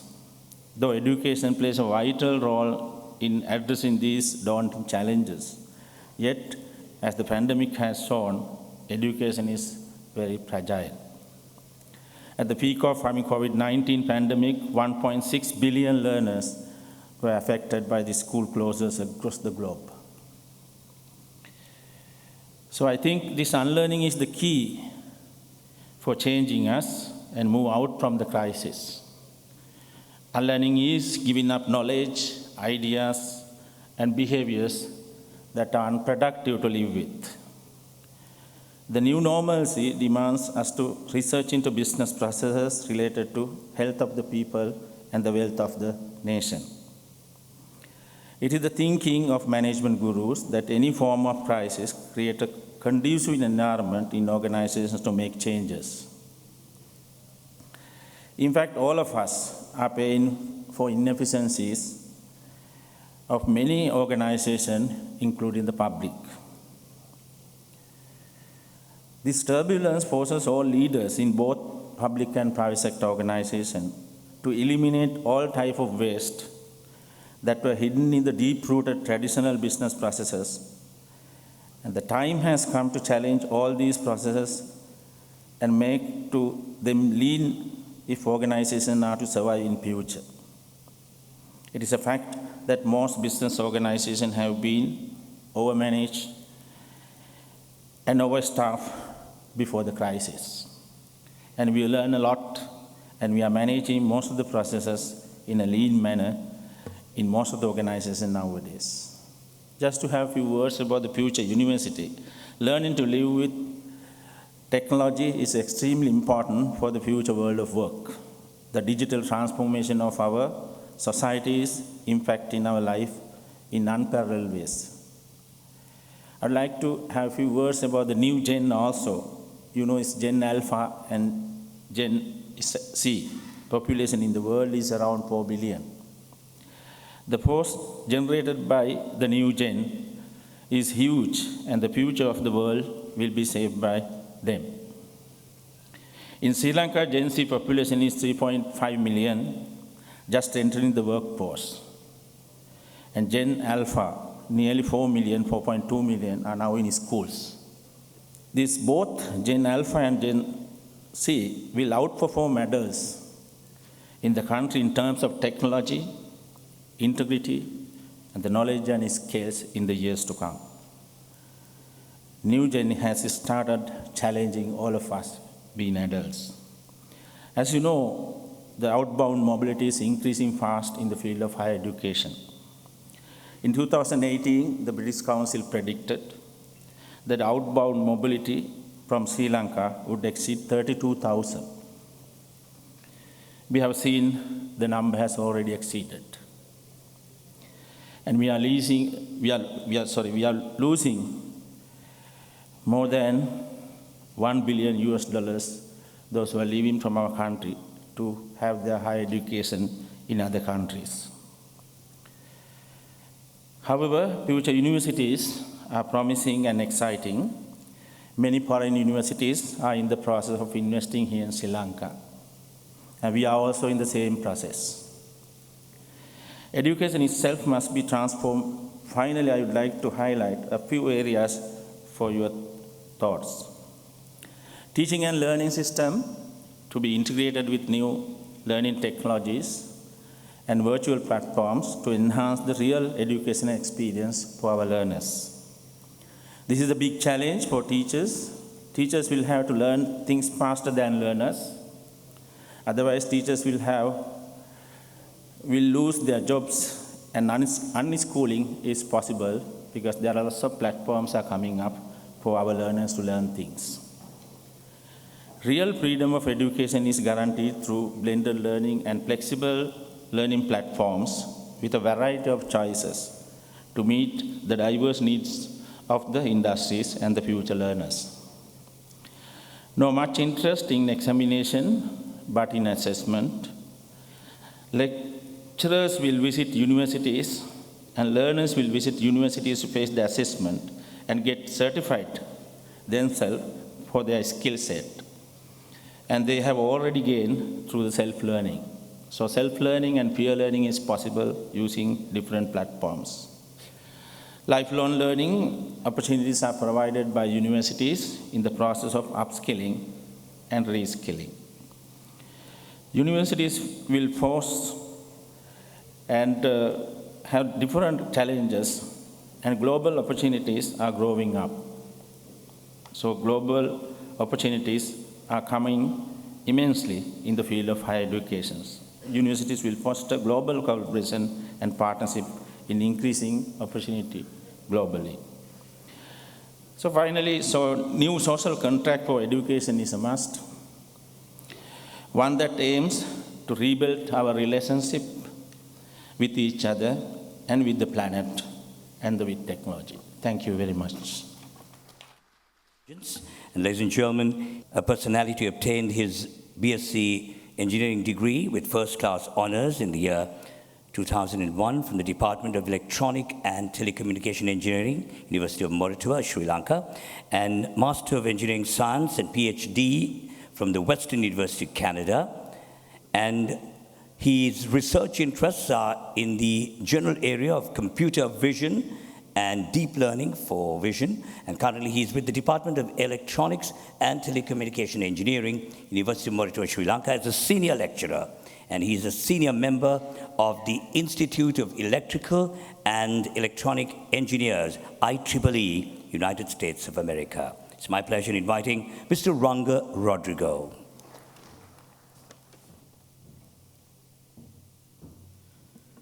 Thank you very much, Mr. Sirivardhan and others for inviting me. I was very much inspired by the thoughts given by the other speakers. Yeah, I want to briefly talk about artificial intelligence and how that can apply in our businesses. See, artificial intelligence is on us, so therefore we have to embrace it. It has many uses through which a business outcome can be delivered. So what I see artificial intelligence is learning representations. That means we look at things, images, text, and so on. As human beings, we understand how to represent them in some format of numbers, and the computers also try to represent them in that fashion. And so therefore, there are many categories in artificial intelligence, the AI overarching arm, then the machine learning, neural networks, and deep learning. We call deep learning when the number of layers are more than 8 and so on. So why is this coming upon us now? Because people understood that research translates to industrial applications because of the invention of these parallel processing platforms, which are the GPUs that we have on our machines. So traditional processors are there, like i9s and so on. Then the GPUs by NVIDIA parallelize all these computations. So especially H100s are there, $30,000 each. We cannot afford them, but we have smaller processors that can do these tasks. So what people understood was, first of all, you compute some sort of features, maybe edges, maybe some words, 5-word combinations and so on, but that was the old paradigm, the classical learning. Then we have the feature learning and the classification, or neural networks come into the picture. So this is the paradigm that is working right now. So people discovered, as you can see on the right-hand side bottom, that the neural networks learn patterns that are intelligible to human beings. So they are no longer black boxes, but human beings can also comprehend what these models can actually learn. So there are 3 major areas of application as I see. First of all, computer vision, which I am involved with. So if you think about Tesla's self-driving and the self-driving applications that we have demonstrated over there, those are all computer vision applications. So you can see the VR things and all sorts of things that excite us, and these belong to computer vision and graphics. Secondly, the most important part is actually natural language processing, the second row. If you take large companies like Google and OpenAI, those are natural language processing companies. They take streams of text and understand how to represent them so that the next possible word can be generated by them. So ChatGPT, Bard, and all sorts of things, they do not think for themselves, but they actually generate the next possible word. So that's how they can generate all these things. So you can see public chatbots, negotiators, and so on are the applications of that. Then finally, we have the data science. I think most of you can explain that better than I know, how that can transform businesses. So data is the name of the game. So as organizations, we must try our best to retain our data, whether we have the intention of using them in an artificial intelligence application or not. Now, I want to show you a picture of one of these applications. This is anomaly detection, which is very important for even Sri Lankan industry, garment industry, and other manufacturing industries. So you can see in the second row how they have classified the bad ones and the good ones. For example, in the pill, you can see a dot above the number 500. That's an anomaly that they have been able to classify that. So we also have systems that can do this. And then in the last row, you can see they have identified the defective area. So these are all applications of computer vision, just one application. There are many more. So let's see now what is meant by generative AI. So generative AI means based on the things that you have in your mind, we are able to generate something as human beings. Now, the current machine learning systems, deep learning systems also have that capacity now.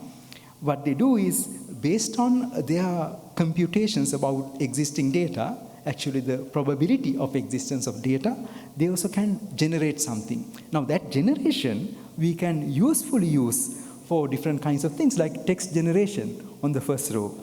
So that's how ChatGPT and so on came into being. So I can see there are two organizations that are displaying how your organization's information can be put into your own computer so that a ChatGPT-like application can help you. Now imagine a situation where all your organization's knowledge is digitized and you can ask a quick question. In what tier was the decision made? And who were the people who were instrumental in making that decision? One simple question like that can be answered by an engine like that. Why do you want to have that in our own machine rather than putting that on a cloud? Of course, you know better than I do that we have to be protective of our data. Right? Then data augmentation is also one application, and then music composition and so on, many other applications of generative AI.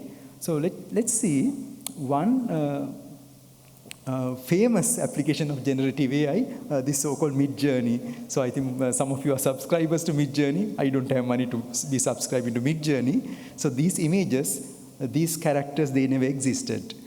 They are generations from Midjourney, beautiful, beautiful generations. Some of the pictures in my slides are also generated artificially. So one more is a recent publication in CVPR 2023. So we too are working on something like that. So here you can see this is just a single camera view, and the characters are three-dimensionally built. So we call this 4D human.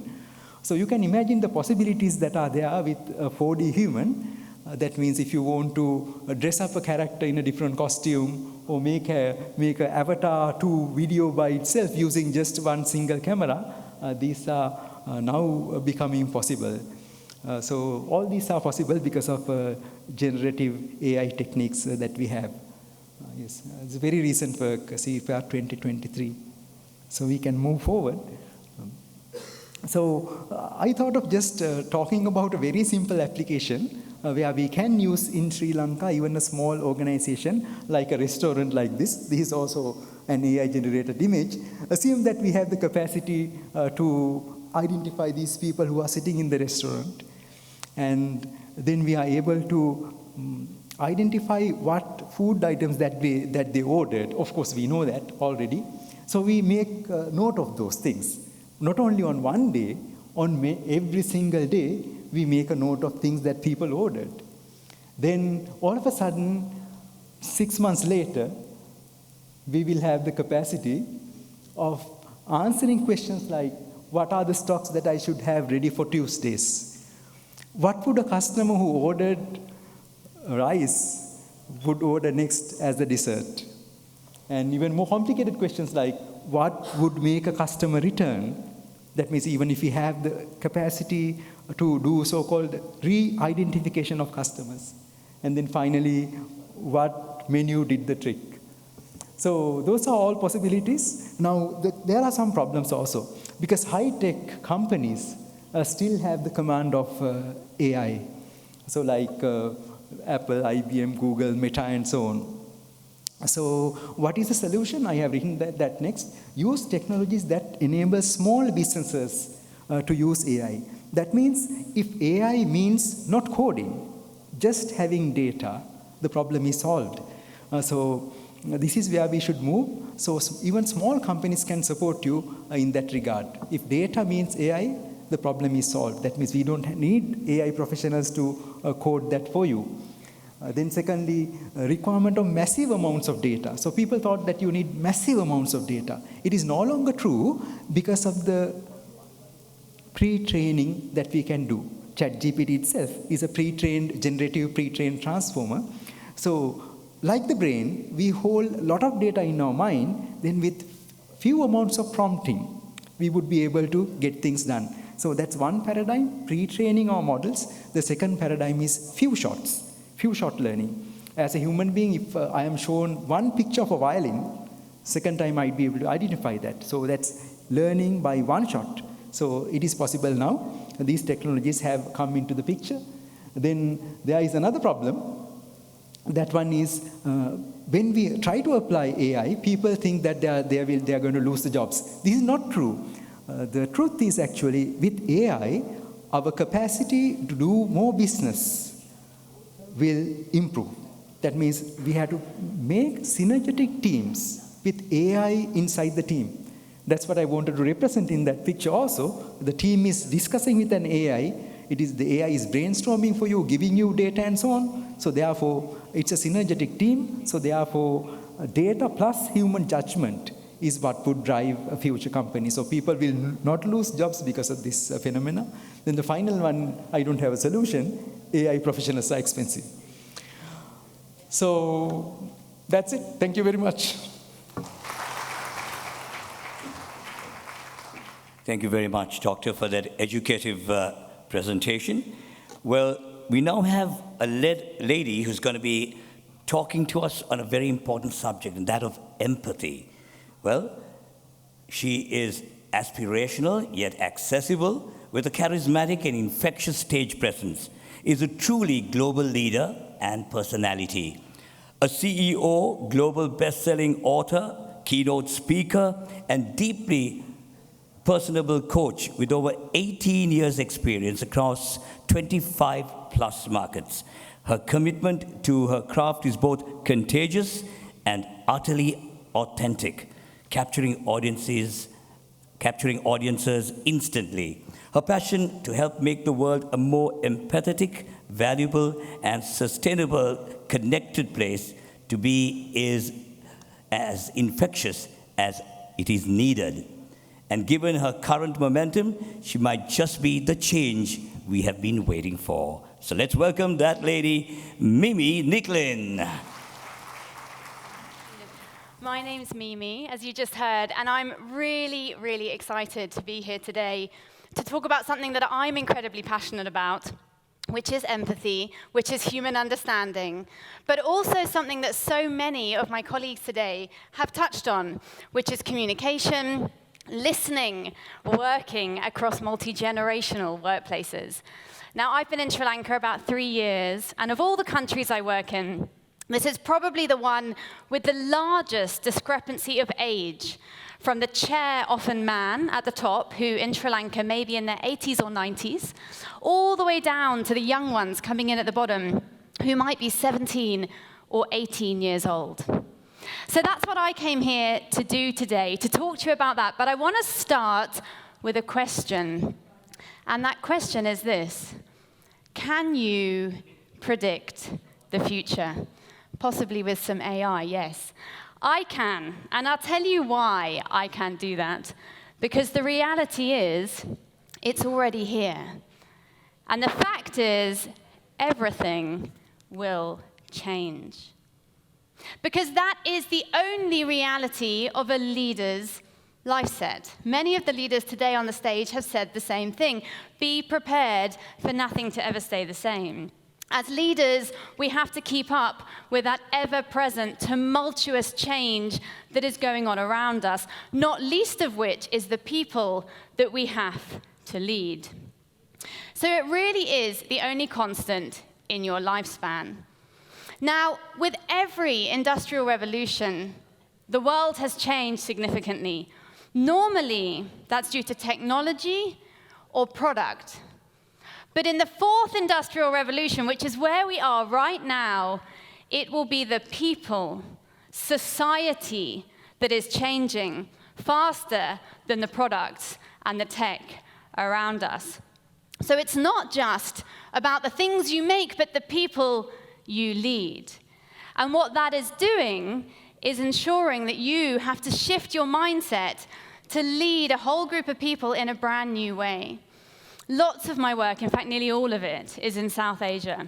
And the CEOs that I work with constantly talk to me about this. They say to me, Mimi, I don't know how to lead these people. They don't think like me. They don't speak like me. They definitely don't tweet like me, because I probably don't tweet. So they don't know how to manage the people that are coming up underneath them. But it is shifting. This revolution is shifting who and how we lead. Now, this is one of my favorite quotes. And it's from Satya Nadella, who is the chairman of Microsoft. He is often voted #1 CEO in the world. He recently sent back $1 trillion to his shareholders. So one can assume that Satya is doing a good job with Microsoft. Now, he says this.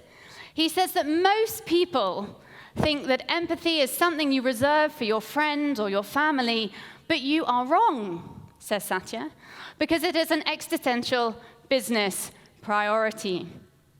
The leaders of today have to listen before they do anything else. Disruption is upon us, we know that.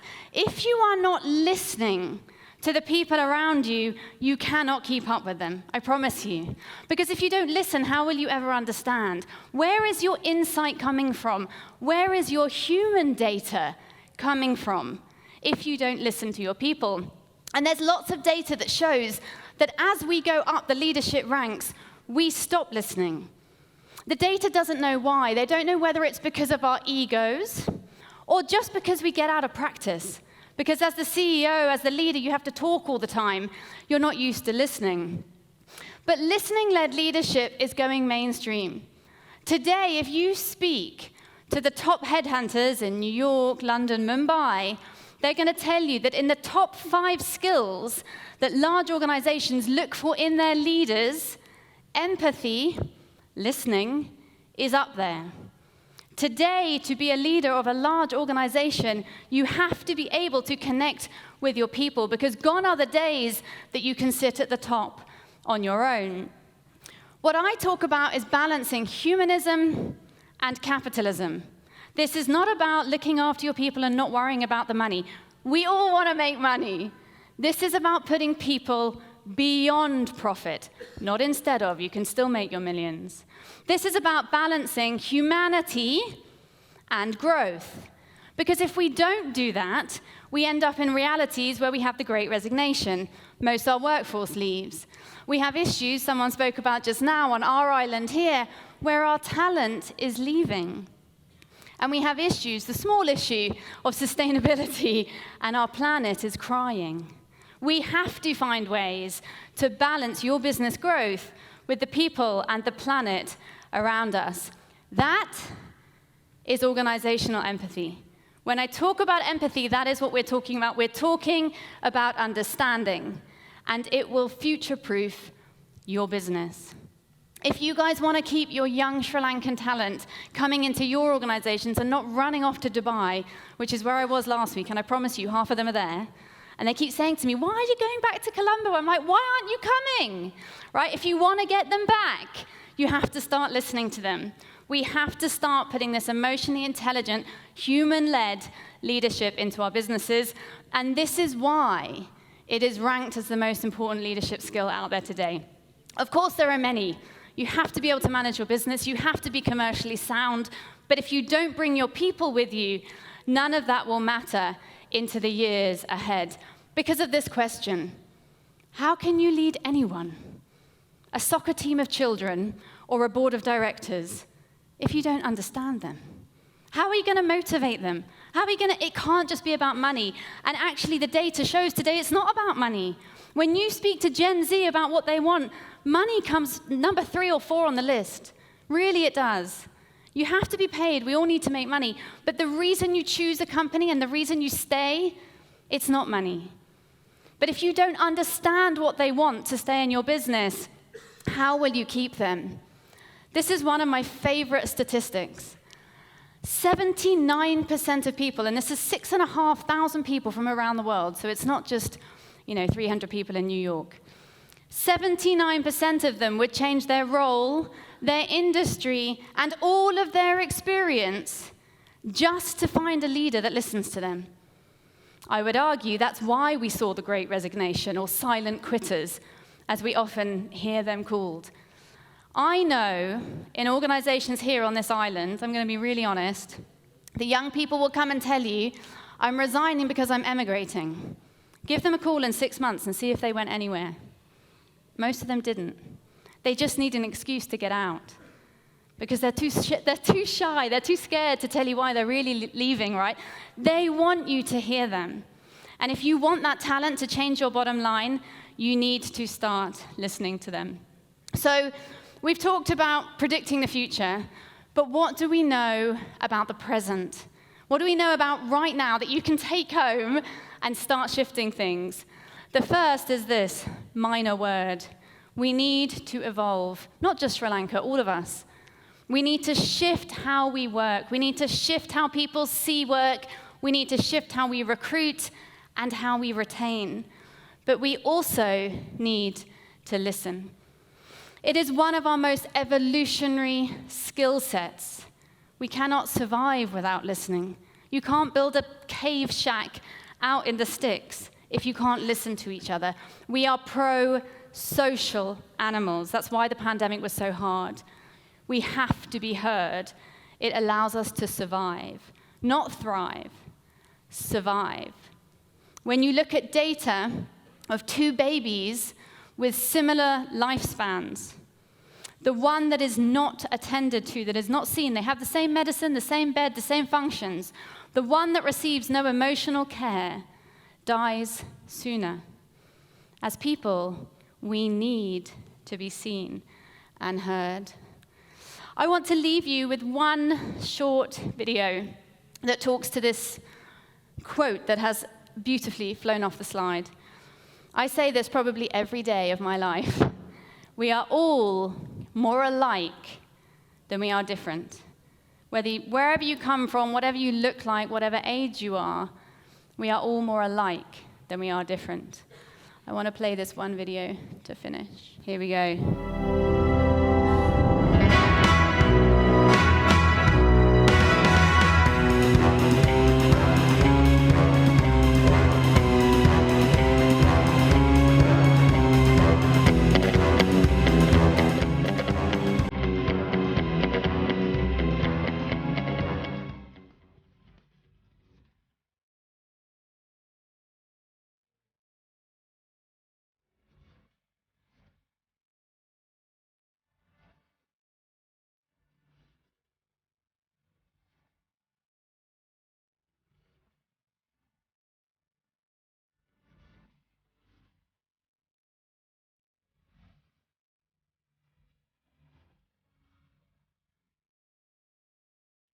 So if we had more time, I would ask the audience to tell me what you noticed in those films, but you can just do it to yourself. I'm going to tell you what you can notice. They are all exactly the same. Since 1962, you have all been watching the same movie over and over again. Your teenagers will, and your father will. The reason I use that example is to bring to life that quote, we are all more alike than we are different. We all want to fit in, we all want to find love, we all love a fast car and somebody flying off a bridge to save the world. Pull together your people, and you will pull together your business because of this. The more the world talks about empathy, the more empathy the world will have, and there has never been a time when Sri Lanka needed more empathy than now. Thank you for having me. Thank you very much, Ms. Mimi, for that thought-provoking presentation on the very timely topic of empathy. Thank you. And now we have one more presentation on the theme, Shaping the Future of Business in Sri Lanka. And this time it's the perspectives on the apparel industry. And for that, I would like to invite a personality who is the managing director of the Brandix Group and drives the overall strategy and transformation journey of the company while overlooking its global business. Prior to taking up reins as managing director, he served as group finance director and chief strategy officer of the group and sits as a director of its subsidiaries and investment ventures that include TJ Lanka PLC, Equipa Global, and Best Pacific Lanka Limited. So without further ado, I have the pleasure of inviting Mr. Hasitha Premaratna. So I will take about 10 to 12 minutes and try to touch upon very briefly the new trends and some of the value propositions that the apparel industry requires, and I need to bring the changes. First thing that I wanted to talk about is that as the times are tough, as the changes are inevitable, apparel industry, like many other industries globally, is going through a rapid transformation.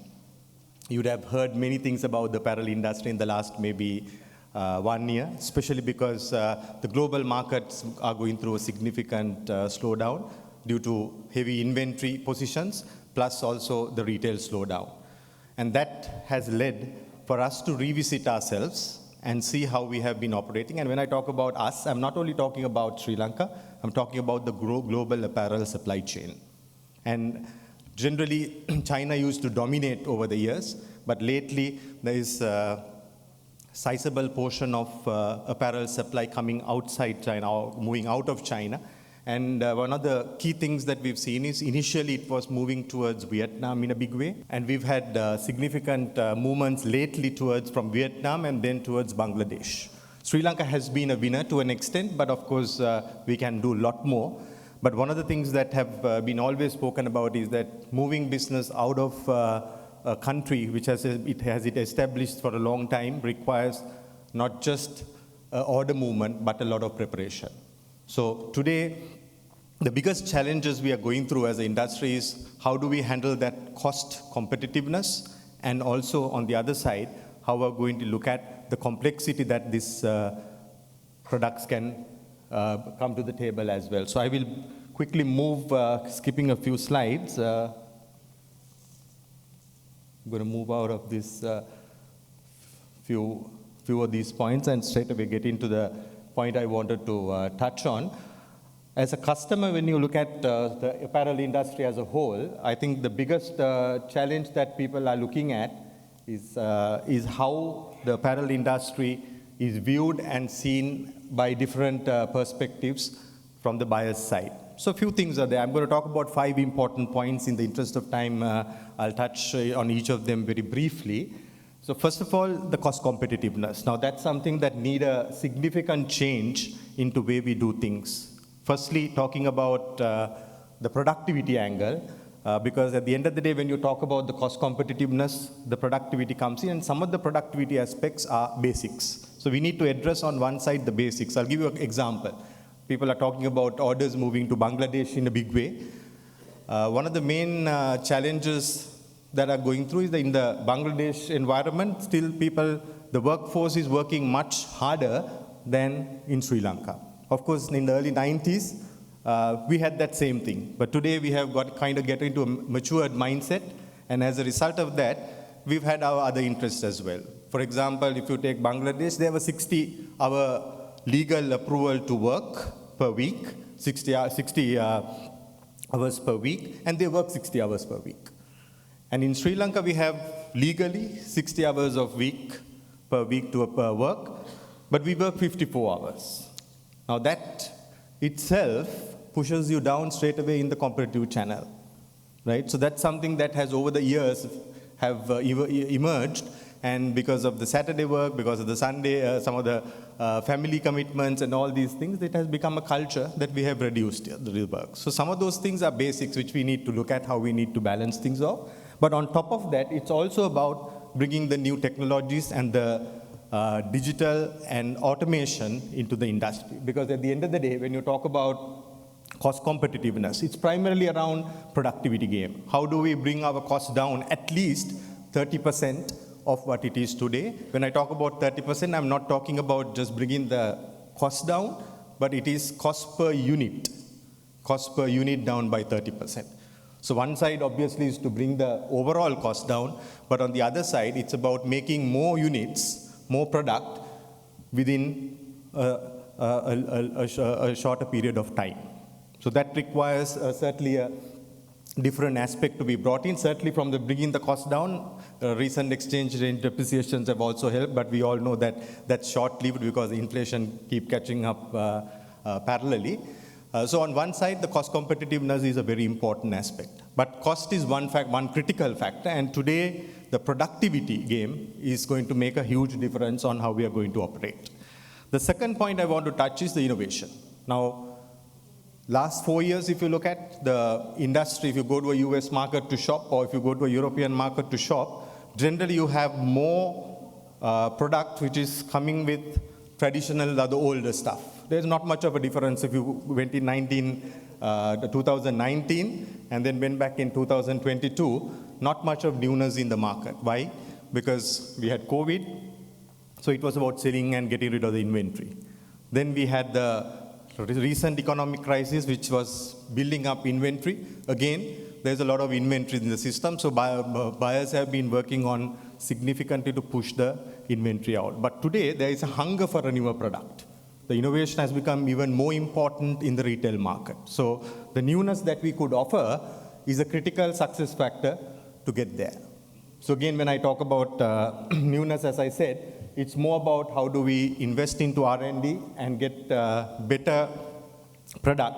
And also, as we all know, when you give the newer version of a product, we have obviously an advantage in terms of the pricing as well. And in Sri Lanka, we have a lot of R&D related investments that have gone in. Large organizations have built innovation organizations that can support and grow the global needs. In fact, what happened 10 years ago in London or New York happens here today.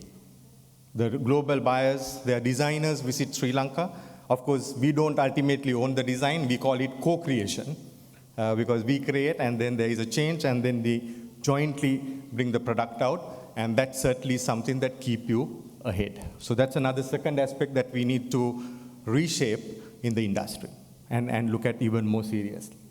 Third is the duty-free market access. Now, this is a big challenge. As you know, Europe is duty-free from here.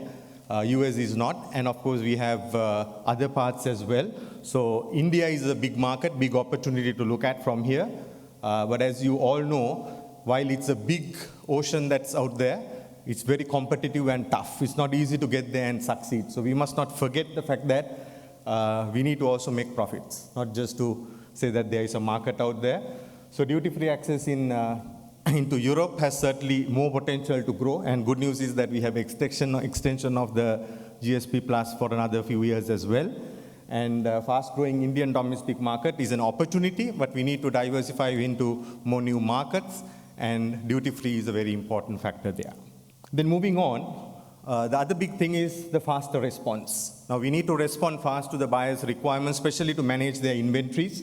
And in that context, we've had a lot, especially because of the logistics support we have in the port, right? So port connectivity has helped us to bring the goods in as well as to take them out. But more importantly, I think the bigger conversation today is about the global supply chains. That is bringing verticality in and connecting the dots to say that we have more produced locally than importing from elsewhere. And that was spoken about for a long time in this industry, but came into real pressure because of the COVID situation.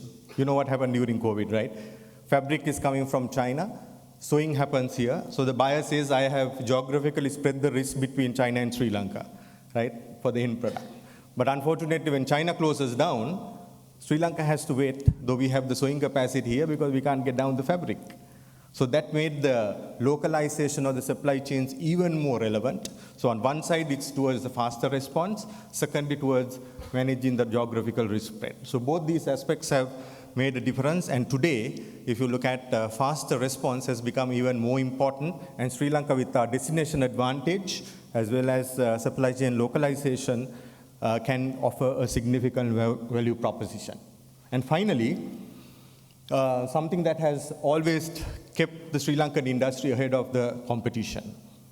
The cutting edge, or rather the compliance, we spoke about in the past as sustainability, the 3 Ps, and then it moved into ESG frameworks, right? But at the end of the day, it's all about how we look after our environment and our people, which is a very important aspect. And most of the time we've heard from our buyers that if you give an order to Sri Lanka, you can go to sleep peacefully, right? So that was the comfort that we had developed over the years from the early 90s with significant investment into the sustainability programs. And today, sustainability has become a topic that is very, very important in the eyes of the consumer.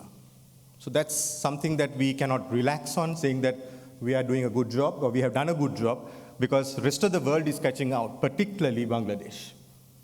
Traditionally, when you say Bangladesh, you tend to think that Bangladesh is far behind on this subject, but today they are not. They've invested heavily into the sustainability side, particularly into the solar, LEED platinum certified factories, etc.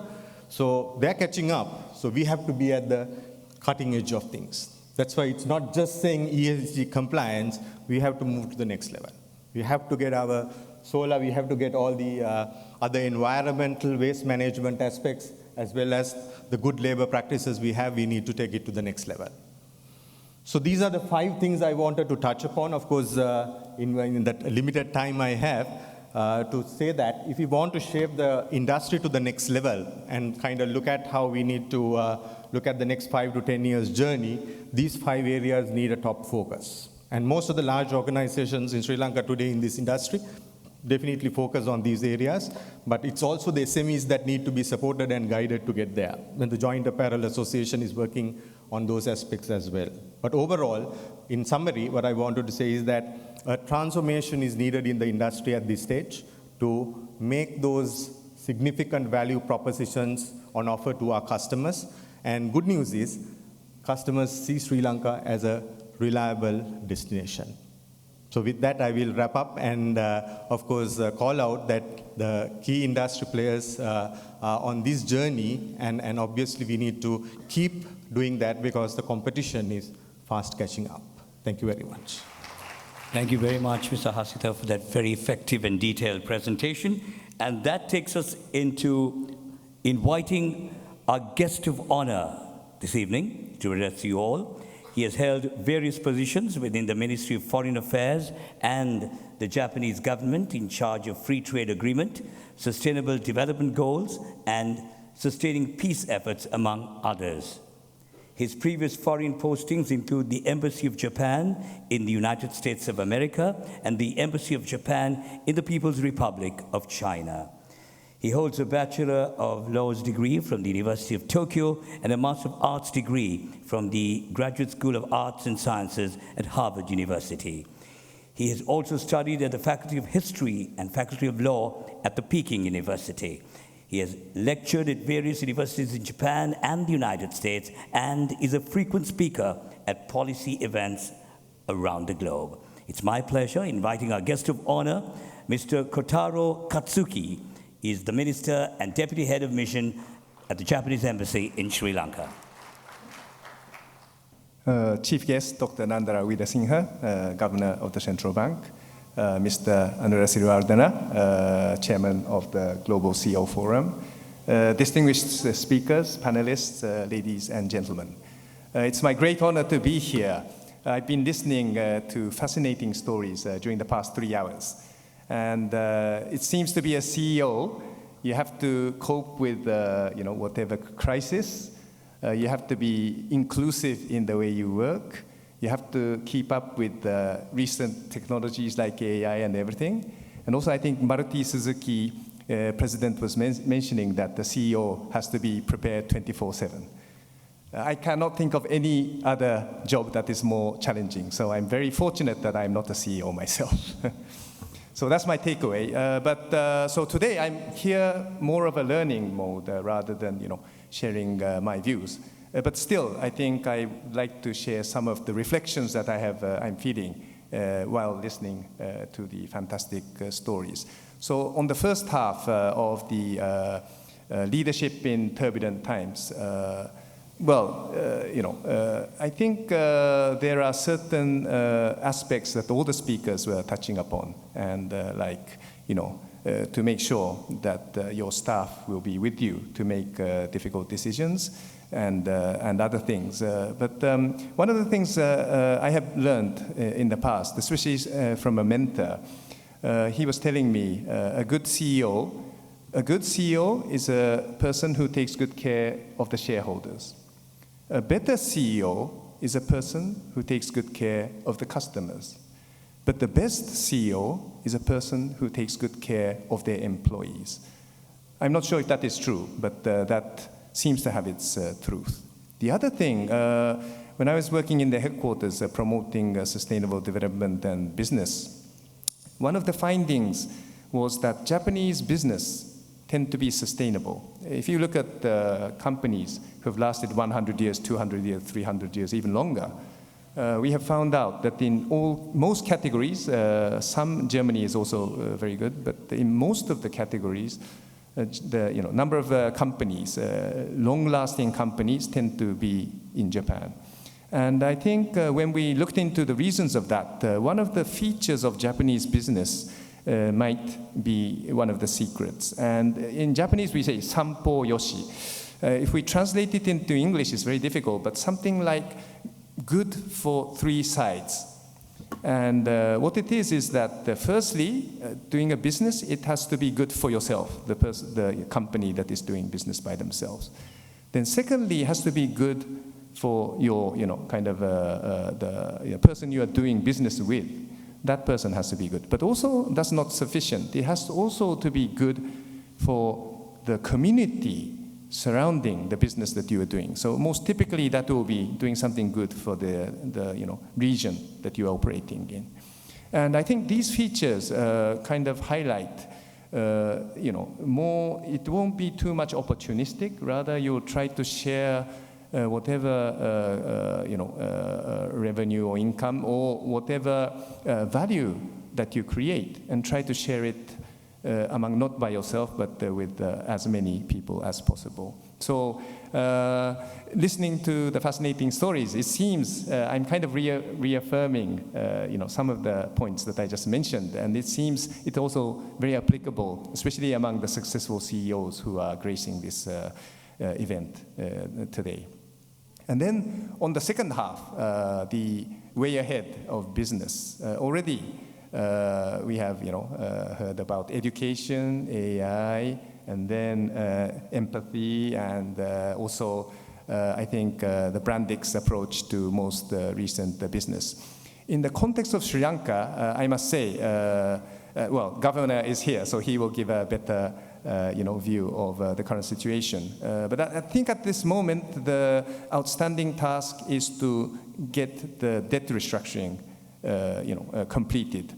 Because once that is achieved, then the sovereign ratings of the country will go up, and then the financing, access to finance will be much easier. So I think in the short term, to restructure the debt is absolutely necessary. And for that, well, Japan is working very closely with Sri Lanka and also other government creditors. So in the coming day or so, we are planning to have a meeting in Paris to discuss about the way forward.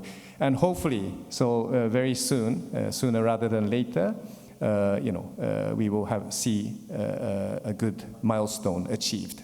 And hopefully that will give a lot of confidence in doing business in Sri Lanka. And then, so once the debt is restructured, I think trade and investment will resume very strongly. And we, our embassy also has been focusing most of our attention during this year on that. So once the debt is restructured, how we can increase and enhance trade and investment. And and one thing, we are doing a lot of planning, but one thing we are asking on the side of the Sri Lankan government is to improve the business environment. I think listening to the CEOs here, since they can cope with whatever difficulties, it might not be too much of an issue. But listening carefully to our Japanese companies operating here, I think one of the things that we hear is that the procedures take a very long time, and also as time goes by, policy changes quite frequently. So it's very hard to kind of plan ahead and and execute as planned. So to come up with a more kind of stable and friendly business environment, I think would be absolutely crucial to enhance trade and investment once the debt is restructured. So hopefully the reforms that the government is working upon is, I think, heading to that direction. So we would like to work closely with the government and to facilitate that process to the extent possible. And then on specific areas, there are many. And it seems Ichi, the president, during his speech in New York just hours ago, he's emphasizing the importance of the low-hanging fruit, that is tourism, that's of course. But then I think agriculture and aiming towards a higher technology agriculture. That is also very much understandable. Apart from that, I think from the Japanese viewpoint, we think renewable energy is a very promising area for Sri Lanka. And last year, we signed the MOU with Sri Lanka on joint crediting mechanism, which basically is Japanese government will pay up to 50% of the project money for a joint venture Sri Lankan company utilizing Japanese technology to mitigate and reduce greenhouse gas emissions. And hopefully this will, and we are just about to establish a joint committee to approve projects that will be applied. So we are looking forward to, facilitating Japanese and Sri Lankan companies working together to work on renewable energy projects all around the island. So we would try to work on that front.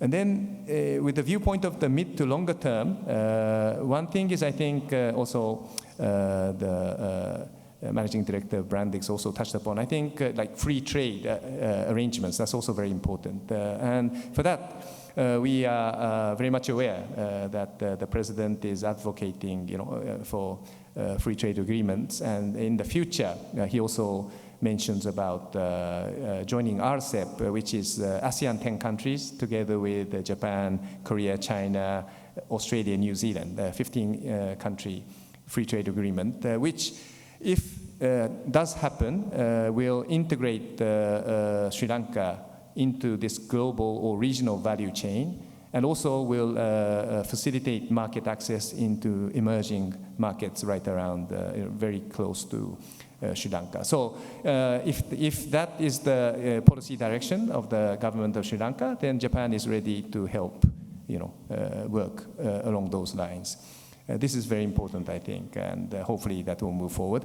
And lastly, on the financing side, I think that was also touched upon by the previous speaker.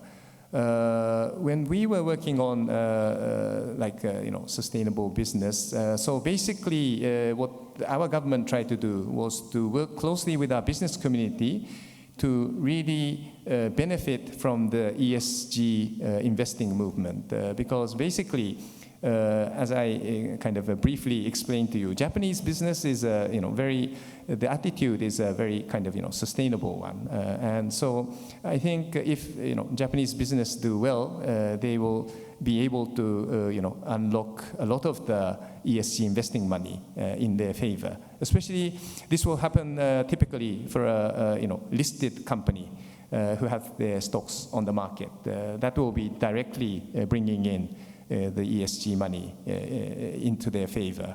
But also in Japan, 99% of our companies are SMEs, and they are scattered all around the country. And most of them are not listed companies. So what we tried to do was to work closely with the local financial institutions, and they would be part of that ESG movement. and to approach them and the local governments to give incentive for them to lend favorably to SMEs, especially who are taking a sustainable posture in their core business. And we are already starting that kind of scheme in Japan. And well, of course, COVID and all these things. So, I think it will take a little bit more time to really go in scale. But especially in this time of difficulties like COVID or the financial crisis that is hitting Sri Lanka, to take care of the SME sector, which in this country also, from what I know, is absorbing a lot of the population. So to address that area would be crucial. And I think what the government is trying to do is to aim at a more sustainable posture as you revitalize the economy. So hopefully, if that is done very well in an orderly manner, then that will help businesses operating in Sri Lanka to access a lot of that, the trillions of money that will come flowing in through the ESG investing movement. So these are some of the reflections that I had listening, and I'm more than happy that to learn from Dr. Nandalal's how he sees the economy right now and the way forward. But also there'll be a panel discussion, so I'd be delighted to learn more. And also so many people, we are just sitting here, so I think hopefully we can do a little bit of mingling later on with some drinks at our hands. So thank you very much for your kind attention.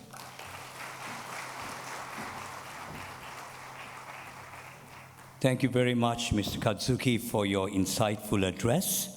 And now, ladies and gentlemen, as Compia, it's my pleasant task to introduce our chief guest this evening. A personality who holds a PhD and a master's degree in economics from the Australian National University and a BSc degree from the University of Kelaniya. He served at the Central Bank of Sri Lanka for nearly 30 years in different capacities, including chief economist, Director of Economic Research, Assistant Governor, Deputy Governor, and Senior Deputy Governor. He also served as an alternative Executive Director for India, Sri Lanka, Bangladesh, and Bhutan at the International Monetary Fund. After retirement from the Central Bank in January 2021, he worked as an independent consultant for economic and financial matters for multilateral agencies and global investment firms prior to assuming duties as the 17th governor of the central bank in April 2022. He has been rated at the highest by Global Finance magazine recently based on inflation control, economic growth goals, currency stability, and interest rate management. Without further ado, with much respect, I invite our chief guest, Dr. Nandalal Weerasinghe, to address you all. Good evening, CEOs, organizers, my friend Andre, and all the key organizers here. First of all, let me thank the organizers for inviting me to this forum.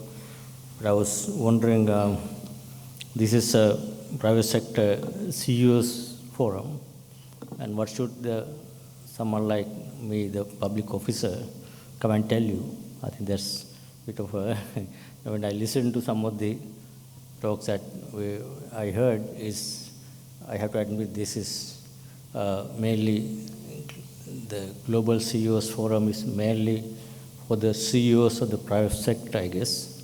That's where more about how to do business, how to promote, get to investment, expand your businesses, how to make profits, all these things.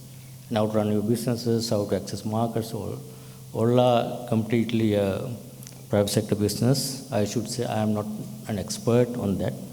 As a public officer, all I can do is just to share what I thought is a role of the public sector and the role of the private sector in basically coming out of this crisis and taking the country forward to a better kind of outcome after this crisis. So first of all, I must congratulate the CEOs Forum, this initiative, because it's quite, in my view, it's timely and important because we are kind of at a crossroad in terms of the direction of travel as an economy, as a country. If we thought about if we're going to if you're going to have this forum a year ago, obviously, that would be, I mean, I don't think anyone would imagine you could have this kind of forum, because I can remember those days, I had a lot of interactions with CEOs of the private sector. It's all about coming to me, coming to the bank, and asking how to find foreign exchange, for them to import, how the exporters coming and asking how to get the operations operational properly without disturbance on the power cuts, all these issues. I think I can remember those days. I can see a clear difference. I don't see many meetings and visitors from the private sector now. That's a good part. So that I see that they are getting on back to their normal businesses. And although I don't say this is best environment and facility, occasion for the business, but still there's a clear change. And I'm happy to see that, not having a lot of requests from the government central bank or our officers asking for, relief, support, everything, and they are getting back to normal business. I think that's a good development.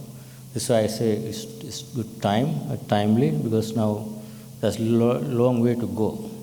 So these are the forums that will help you to exchange your ideas, about new innovations, how to get on the business, how to market access, all these things that I'm sure there have been, how to bring in new technology. I think this is a good timing that you are having this kind of forums. I must appreciate the efforts, especially we need to continue this kind of this thing. But I see myself as also CEO, but not a private sector, a public sector institution. CEO of public sector is, I think, that's a different role. Especially as a CEO of a public policy institution, I think I don't have to bother about my orders coming up, how to pay salaries, all these people, but it's a different kind of challenges in different environment and different objectives, different responsibilities. I think that's where I think I can't make a contribution to your objectives, but I think that's why I thought I'll talk about the role of the public institution, public sector, and the role of the private sector, how we can go together to come out of this situation. I think in my view, I mean, this is, and also before that, I just first want to ask you something also related. Today is a historic day in terms of things that we have been doing. I must announce that first one is that after several years of efforts, we got this legislation governing the central bank, which was only a Monroe Act, and we got the Central Bank Act, new legislation, new act governing central bank, giving more independence, accountability. Obviously, was enacted. And today we had the first governing board meeting. That first day of the governing board meeting, we took also important decision in that meeting. First day of the first governing board that I chaired with all new members. That's the historic day. And also in that meeting, we were able to fully complete what we call domestic debt optimization strategy and completed the debt exchange. Even for the last lap of the domestic debt optimization is to convert treasury bills of almost close to 3 trillion held by the central bank, converted into longer-term treasury bonds.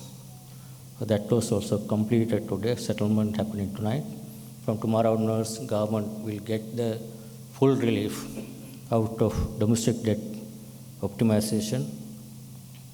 That is an important milestone in this process of recovering and addressing the crisis that we are going through.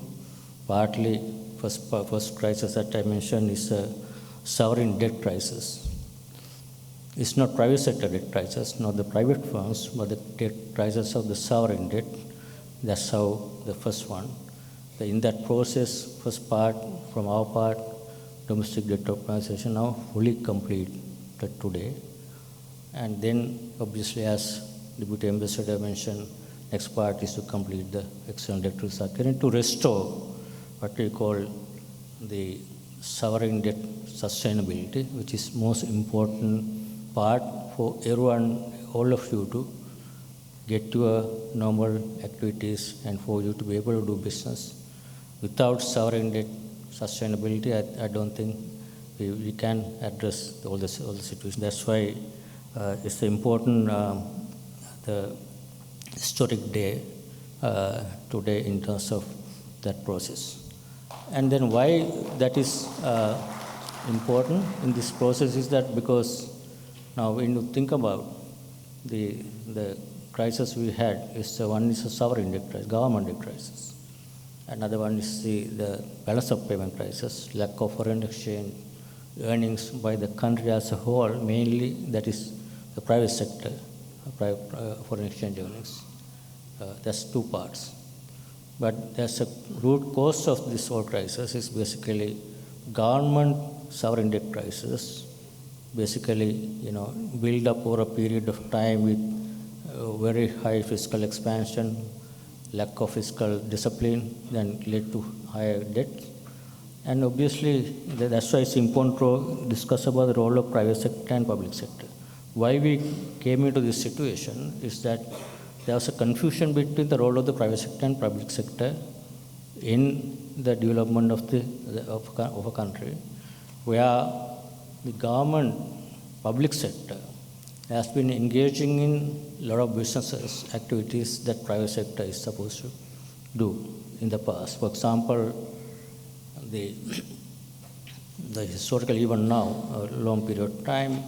So, for example, the supply of electricity, supply of water, supply of petroleum, even the insurance, banking, a lot of other services, and even ports, airports, all the airlines, almost major share has been the private government sector, has been providing those services. Those are basically better and more efficiently with these objectives, clear objectives, private sector should have been doing. But when the public sector is engaging this kind of mix, confused role, on one hand they are doing business.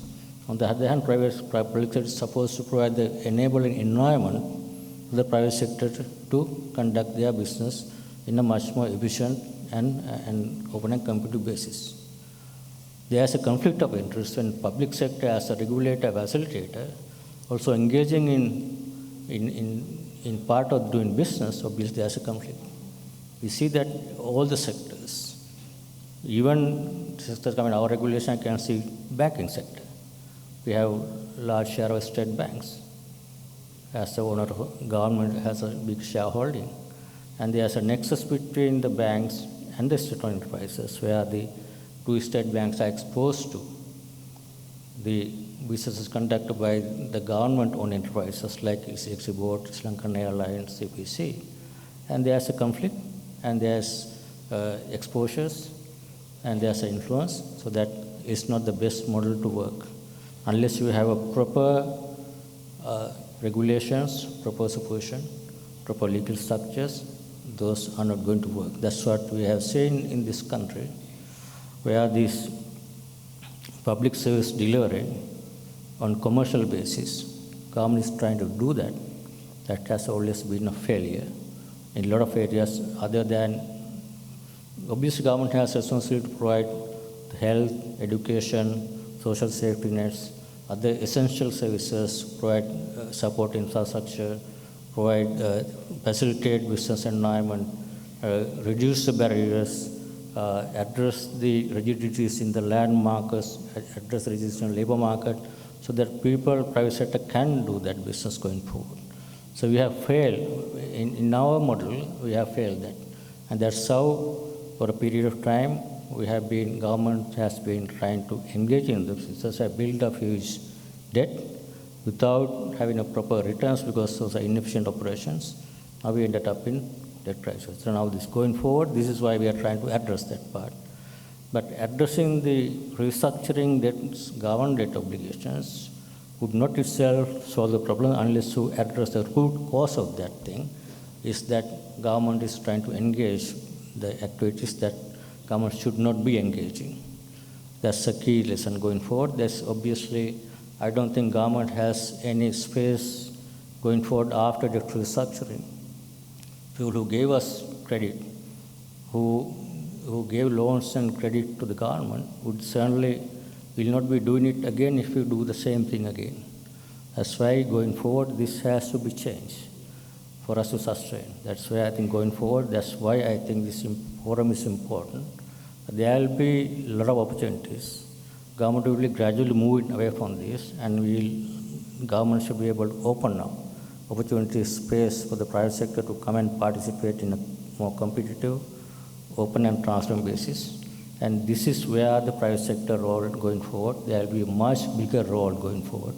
I can assure you, government is no longer, if we continue to do that kind of business, we will end up in another crisis, a sovereign debt crisis. So government can't afford to do that. And this is where the recent reforms of the cost recovery pricing and no subsidies to the state-owned enterprises if they make losses. They have to adjust their prices so make it so more efficient. Provide the public service delivery, otherwise open up the competition, and then you all private sector can come and compete with the private sector, government sector, and government sector gradually need to at least compete on a level playing field in every sector, banking sector, the electricity, utility, everywhere. Even the port services related, that ports and all operations will have to be on that basis. Government should only be focusing on this, addressing and supporting the environment, as Japanese Deputy Ambassador mentioned, is about the making environment to do business better.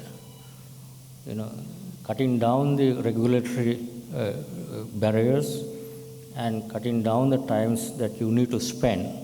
For example, now we all know that the lot of time, resources you spend a lot of time and resources to deal with Inland Revenue Department, deal with the customs, deal with the ports, deal with the customs, and deal with other approvals, going after public officers to get the public service. Even at the lowest level, small business, when go to the local council and get their services, it's not that easy.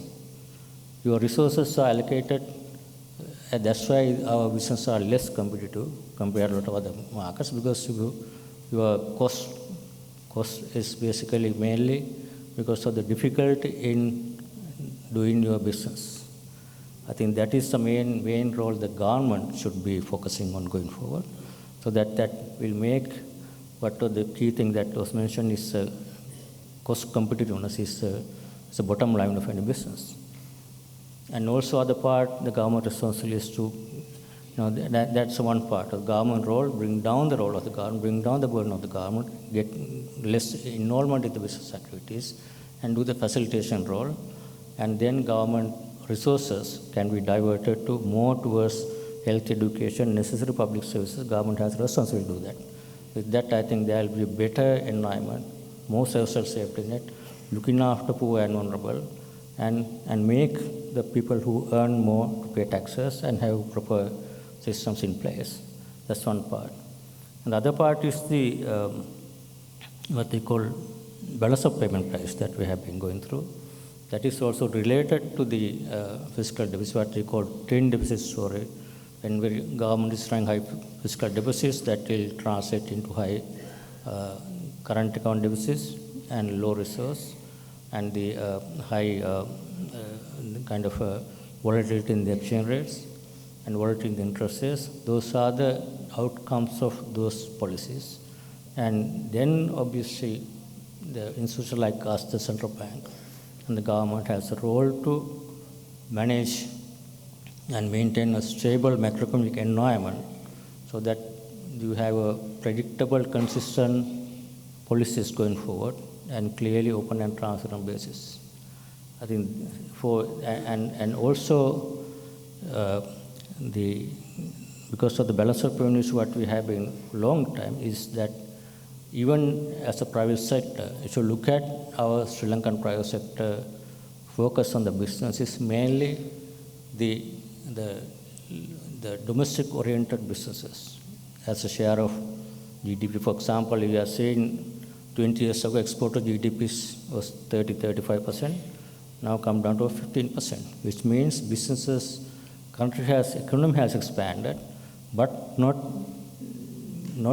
more towards export orientation, more competitive to global businesses, less competitive globally, but with protections and coverage, businesses were basically more towards the local businesses, domestic areas, where those can survive only as soon as there is a protection. There are some public services, government is also engaging in certain businesses. As a result, less competitive and less earning of foreign exchange, more spending foreign exchange as a country is not sustainable. That is the second part of this reform, is to convert this, what they call import-dependent economy, into an export-oriented economy. So that is the next transition that needs to happen. For that to happen, there's a role for the government and the central bank, where we need to maintain, as already mentioned, the competitive exchange rate. So that's where I think just mentioned export exchange rate depreciation helped to make this export sector a little more competitive than in the past. So we have to have right balance. Obviously, country is still importing more than exporting. We have to look after every sides of the impacts, but still we need to move towards a much more competitive kind of environment where we have a real effective competitive exchange rate that will encourage people to earn more foreign exchange. Second part, for them to earn or supply your products and services on a more competitive basis to global markets. It's about global CEO, not a local CEO forum. It's a global CEO forum. You look at how you can take your businesses globally. So for them to be able to take business globally, you should be competitive globally. Our problem that we had in the largely private sector historically is coming to the government and lobbying and pushing and asking the government, please protect my sector from high import duties and give us protection. We can compete only locally, but not globally. That has to be changed. If we are to, so this is where government response is to open up, facilitate our people to businesses to access global markets. It is not a necessary, it's not sufficient. It's necessary if we need to negotiate with other markets, have more access to Japan, Europe, or India, or whatever emerging markets. We need to open up our businesses to the global competition. But when you open up, obviously there's a challenge. If you're not competitive globally, then you can't survive. That is where you need to have this innovation technology, and government role is to facilitate, but yourself, this forum is all about how to be globally competitive. This global CEO forum should be looking at how you can be globally competitive, not that how you can be locally competitive by asking, increase the duty of this product so that we can sell more. Increase duty of this motor vehicle so that we can sell more locally, but you can't sell anything beyond Sri Lanka. That has to be changed. That is where I think from the private sector point of view, while recognizing the role of the government, private sector, I think I know a lot of business leaders are looking at what are the products, how they can be competitive, even both locally and globally. If you are competitive locally without any protection, and if you open up, exposed to the global markets, you should automatically will be competitive globally. If you are competing only locally and not globally, once open markets are open, you will collapse. That is where the going forward, and for the country to sustain, for the private sector business to sustain. That is why every successful model that we are seeing, talk about Vietnam, Bangladesh earlier, Korea, Taiwan, Malaysia, Indonesia, even China, Japan. That's how those countries have progressed.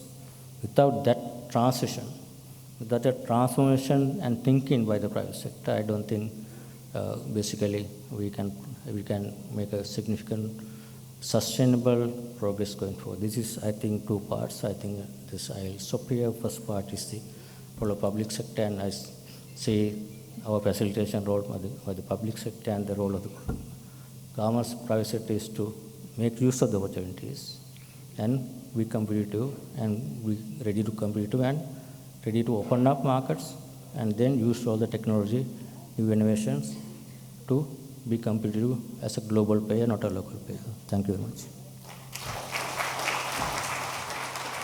For sharing your words of wisdom with everybody present here today. We now move on to a very special moment. It's the official launch of the Global CEO magazine. Ladies and gentlemen, the Global CEO magazine and Global CEO TV provide wide collection of vital information for high-profile individuals, decision makers, and game changers, both in the private and public sectors, organizations, and entrepreneurs. Creative, innovative, informative, interesting, and intelligent content of the Global CEO magazine and Global CEO TV will definitely inspire and motivate corporate leaders to build exceptional and great organizations. Such organizations, in return, will give exceptional results for the stakeholders for the entire world, indeed. Global CEO magazine and Global CEO TV are committed to build not only innovative organizations, but also networks and ecosystems that could create across organizational boundaries. So let us help you awaken the dormant genius in you and to finally unleash the fountains of fresh insights to flow from you. And on that note, we're moving on to the official launch of the magazine. And for that, can I please invite Mr. Anura Siriwardhan, the chairman, also Sabrina Jawahir, and Dr. Numaya Siriwardhan on stage. Everybody put your hands together and give them a round of applause. Global CEO Magazine, inspiring excellence.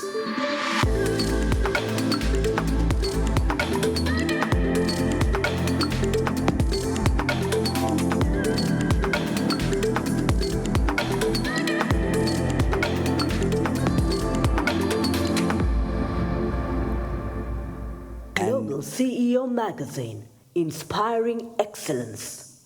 And for the launch, ladies and gentlemen, we have pleasure in inviting our chief guest, Dr. Nandalal Weerasinghe, and our guest of honor, Mr. Kotaro Katsuki, on stage, please. Everybody, a round of applause.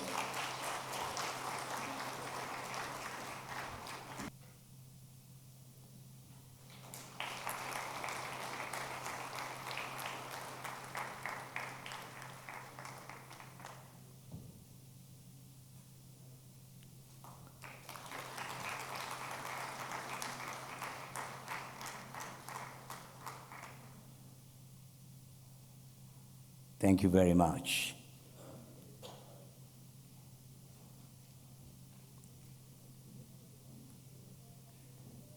And on that wonderful note, we're moving on to a spot of entertainment. After the launch, we have this very talented orchestra, Mahesh Denipitya and his team. Everybody put your hands together and give them a round of applause.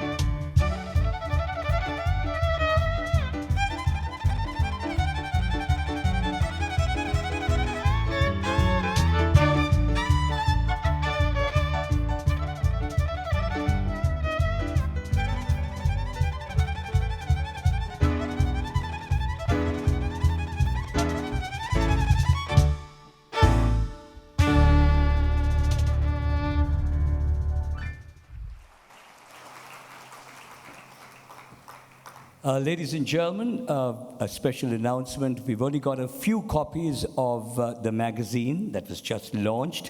We want all of you to please hand over your business cards at the entrance because the magazine is yet in the process of being printed. So all of you will receive your copies. Make sure that you hand over your business card at the entrance. Right, we're now moving on to another very special moment, ladies and gentlemen. This is where we pay tribute to a legendary global brand creator. And I'm not going to mention the person's name. I'm going to leave it to this individual, and he will do the needful. Everybody put your hands together for Professor Jayanta Devasiri of the Sabaragama University. Very good evening, everyone. I take it as a great pleasure and honor to introduce the Global Brand Creator 2023. He is a late disruptor, team maker, and servant, and was a remarkable individual whose life's journey embodies the essence of entrepreneurship, innovation, and compassion. Born in 1930 into a modest, predominantly Catholic background in a small village near Colombo, Sri Lanka, he embarked on a transformative entrepreneurial odyssey that is spanned over 7 decades. His recently published autobiography, Disruptor, Teammaker, Servant, encapsulates the multifaceted persona and the extraordinary accomplishment of this distinguished person. In a post-independence era dominated by British interests and their local collaborators, he stood as a lone voice, challenging the established order and disrupting an equilibrium that favored multinational exporters at the expense of local producers. He defied a system that stifled innovation and broke through self-imposed barriers to create an international success story with his single origin pure Ceylon tea brand, Dilmah. The MJF group of companies, a family-owned conglomerate with diverse interests in hospitality, printing, and packaging, and exports, owes its success to the foundation laid by Dilmah, the first and only grower-owned international tea brand. But his impact extended far beyond the boundaries of the tea industry. Even before the advent of Dilmah, while initially operating as a bulk tea exporter to Western markets, he advocated for diversifying Ceylon tea export to new territories such as Russia, Japan, and the Middle East. Alongside like-minded individuals who shared his vision, he tirelessly worked to establish a common platform for exporting pure Ceylon tea to CIS countries and Gulf states actively seeking state support for the endeavor. He was also one of the pioneers in addressing the need for value addition within Sri Lanka itself. His unyielding commitment to the purity and authenticity of pure Ceylon tea was a cornerstone of his marketing philosophy. He staunchly opposed dilution with cheaper imports and confronted the tea hub cartel, sparking widespread discussions in print and media.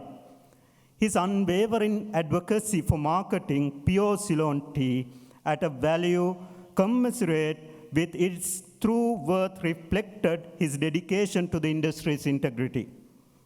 His opposition to what he termed the discount culture of cheap tea, who sacrificed product quality and value per profit, was a principal stance he upheld for decades.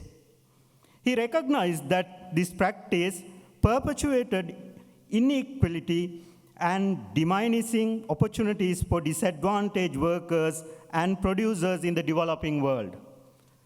Further, he emphasized the growers' responsibility to the environment, their land, their families, all of which could only be fulfilled through fair pricing and ethical manufacturing. Beyond tea, His vision extended to the broader agricultural landscape of Sri Lanka. He believed that the country's economic resurgence relied on sustainable cultivation of tea, coconut, rubber, and spices. This conviction materialized in the extensive cultivation of cinnamon, with 300 hectares under cultivation in Kahavatta plantations, the plantation arm of his group. He consistently advocated for unlocking the country's agricultural production and initiated various initiatives within the business community and with different governments over the decades. His commitments to delivering the best possible products extends to hospitality sector as well.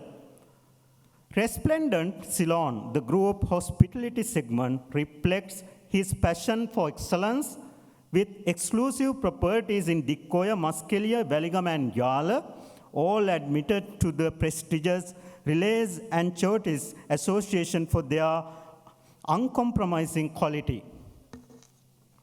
A deeply religious man, he was instilled from childhood with a sense of responsibility to society and the imperative of sharing with the less fortunate. His belief in individual responsibility to society culminated in the MJF Charitable Foundation, funded by the earnings of the group's tea operations. So the foundation's mission encompasses rectifying social inequalities, empowering the marginalized, managing the environment, and protecting endangered species. Its far-reaching initiatives touch the lives of individuals and communities, not only in Sri Lanka, but also overseas. In a world where entrepreneurial success is often measured slowly by financial metrics, as we know, his legacy is a testament to the immeasurable value of goodness generated by the business. He designed an enterprise operation driven by the philosophy of business as a matter of human service. So we witness the importance of human service today with the keynote speakers. So this philosophy extended its embrace to marginalized, destitute, and disabled individuals, the conservation of threatened species, and the generation of vulnerable ecosystems. To him, these silent and often overlooked entities were as important as the shareholders of his many companies, representing vital stakeholders in his vision for a better world. So he believed not only on his customers, not only on his employees, but all the stakeholders in business. By any measure, he was a true visionary and humanist. He was an entrepreneur who consistently stood ahead of his time, challenging conventions and advocating for ethical and sustainable business practices. His relentless pursuit of excellence, commitment to the integrity of pure Ceylon tea, and unwavering dedication to social responsibility left an indelible mark on the business world and society at large. His life and work continue to inspire and serve as a guiding light for those who aspire to make a positive impact on the world through entrepreneurship and compassion. His legacy is a kind of a testament to the power of determination, innovation, and unwavering values in pursuit of excellence and positive change. His life's journey serves as an inspiration for future generations, reminding us all that business can be a force for good and that the pursuit of success can be coupled with a deep sense of social responsibility. His enduring impact resonates as a beacon of hope, urging us to strive for a world where compassion and ethics guide every endeavor and where the values he upheld continue to shape a brighter future for all. So the Global Brand Creator 2023 goes to the person none other than Mr. Merrill J. Fernando, who is the founder of Dilma, the former chairman of MJF Group of Companies. Thank you.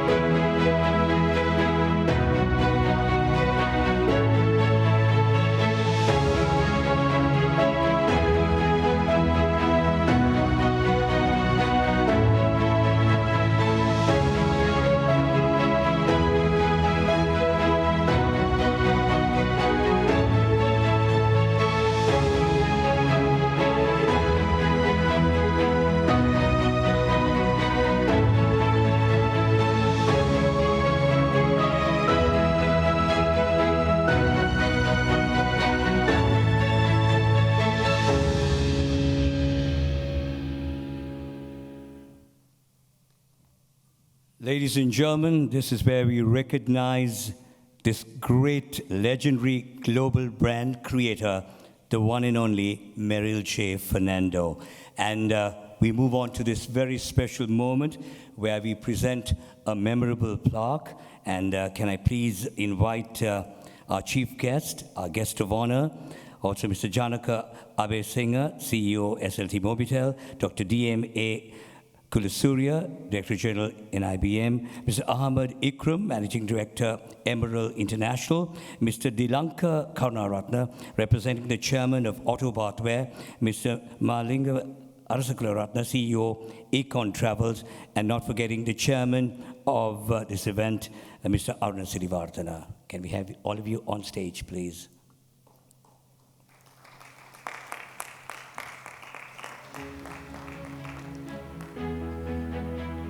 Wherever this personality is looking from above, well, this is the best way we can recognize this individual. And to receive this plaque, I would like to invite his daughter-in-law, Mrs. Kimali Fernando. And can we give a standing ovation, everybody? This is the only way we can pay a real tribute to this individual.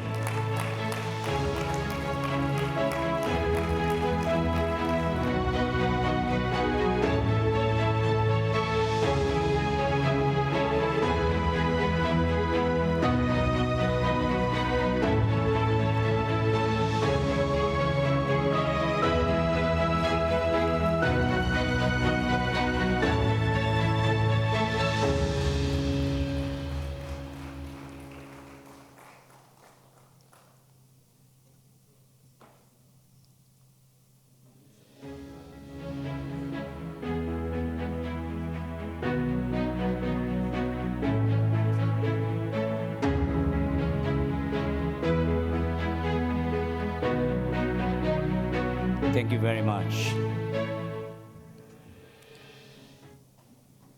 And coming up, ladies and gentlemen, is we're almost coming to the end, and we have two more before we conclude. Right now, it's a panel discussion.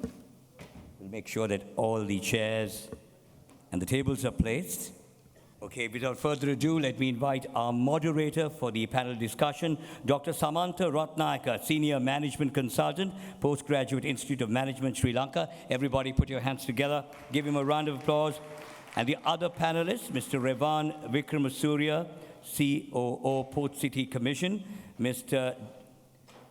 Dilhan Jayatilaka, Honorary Secretary, Sri Lanka Institute of Marketing, Mr. Ken Vijayakumar, President, CIPM Sri Lanka, Ms. Zahara Ansari, Country Manager, AICPA and CIMA, Mr. Jehan Perenpanayagam, Chairman SLASCOM, and Dr. Lakmal Fernando, Honorary Secretary, NCCSL.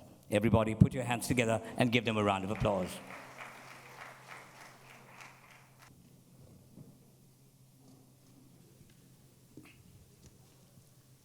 Shaping of the business for the future.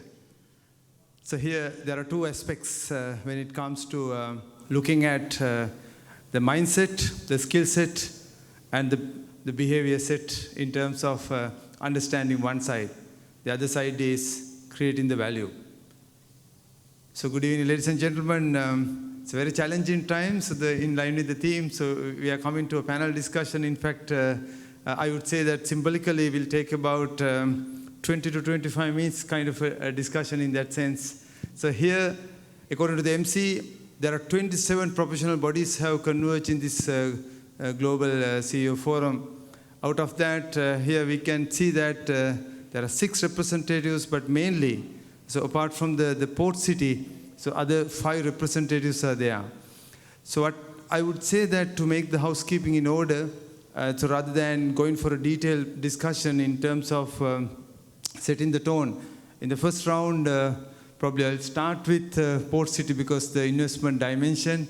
Then the other members, to make it fair, I would follow the alphabetical order of starting from finance to IT to, then we can go for marketing, people, and the renewable energy. I think that would be a fair order. So in each panelist, I would invite you to take about, I would say 1 to 2 minutes to give the big picture of what is the kind of the reshaping readiness from your institutional representation in given line. And then probably would take 1 or 2 questions and go for the final round, and that's wrapping up. So in that sense, Mr. Raven, so the starting point would be the investment landscape. You are the best person to open it up. Good evening, everyone, and it's a great pleasure to be here. I was called to talk about investment opportunities in Sri Lanka. And who am I to come into this room with the most astute investors, business professionals, CEOs, and try and tell you all how to invest and where to invest in Sri Lanka. But what I thought is, let me take this opportunity to talk about an investment opportunity that is the most latest development proposition or the value proposition the Sri Lankan government has to offer to the world, right? It is the Colombo port city. This is a 2.7 square kilometers of land which was reclaimed, annexed to the business district of Colombo, and gazetted as a part of the Colombo district via a gazette issued in 2019. So it is an extension of the Colombo district, divisional secretariat of Colombo. So hopefully what we would like to see is in the near future, we would even have a polling booth in there and we can go and vote in the port city. This is creating, the landmass created is being created as a special economic zone. Again, Sri Lanka is not new to special economic zones. With the GCC, which transitioned to the BOI, which is celebrating 45 years in existence now, having over 1,500 companies, we are not new to economic zones. But what is the port city, what is the government of Sri Lanka trying to create with the port city? We spoke about exporting. I think the Honorable Governor mentioned about increasing exports. The port city is looking at increasing the export of services. You all spoke about challenges in establishing and operating businesses. The port city is about creating an environment that enables doing of business or ease of doing business. We spoke about people or lots of Sri Lankans migrating overseas in droves. Right? The port city is an environment that would hopefully attract these people who migrated overseas and create an environment to attract people back into the country, and also regional and global players to come in and set up their service industries or sectors that are looking at from tourism, global trade finance, hospitality, shipping logistics, etc. So purely the service industries. This has the potential. To date, the port city has attracted or has brought in approximately $1.3 billion of foreign direct investment into the land reclamation.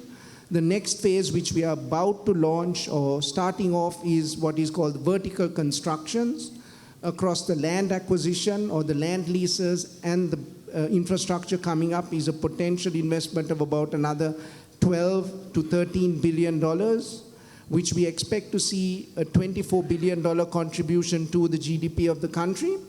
The next stage is what we call the operational phase, when we see the businesses coming in and leasing properties and establishing themselves and running their businesses.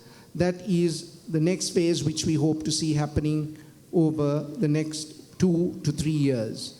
So I'd like to sort of end there and hand over to the rest. Thank you, Mr. Rehan, for that wonderful start with the investment spotlight and the national big picture. With that, Ms. Zara, from CIMA point of view, it's a good time to start with the financial perspective.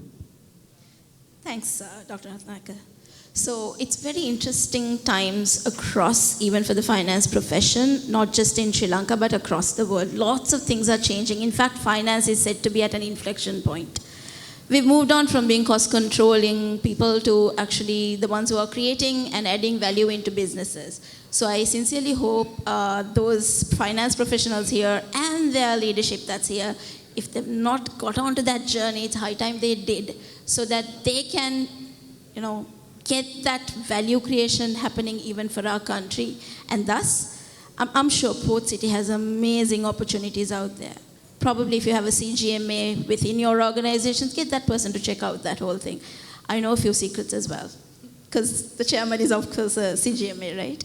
So coming back to the finance profession, lots of the changes in the outside environment is impacting our businesses, like what Hasita spoke about, right? Being cost competitive and all that.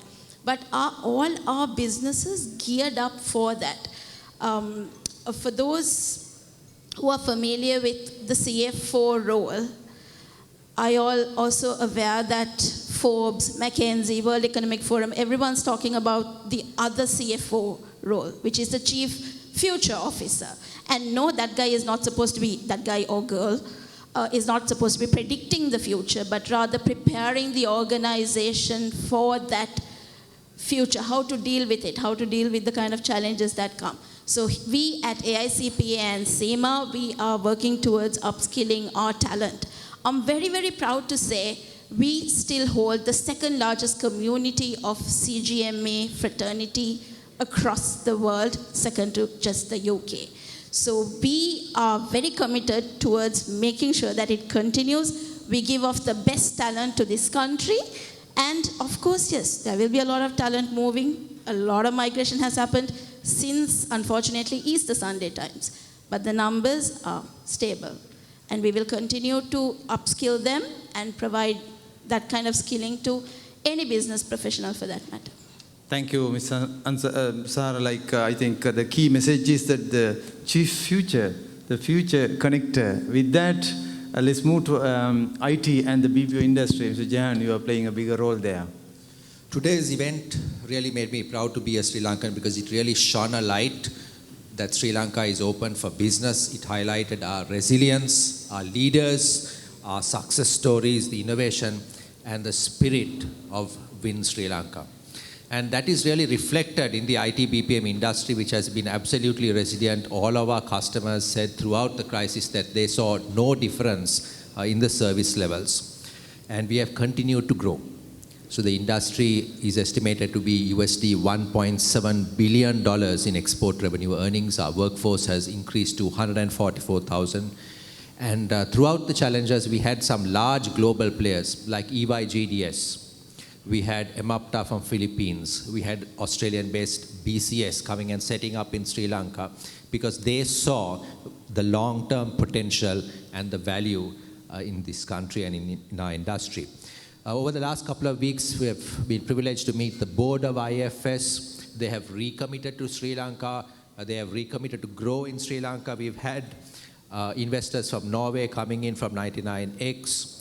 We have had great innovations coming up, like for instance on renewable energy and tech for good, as we saw in the tea industry. So we are very, very optimistic for the future of this industry. Thank you. Wonderful, wonderful. I think that's a very good positive note. With that, Dr. Dilhan, from a marketer's point of view, it's time for us to see the big picture of marketing, branding. Over to you. Yeah, thank you, Dr. Samantha.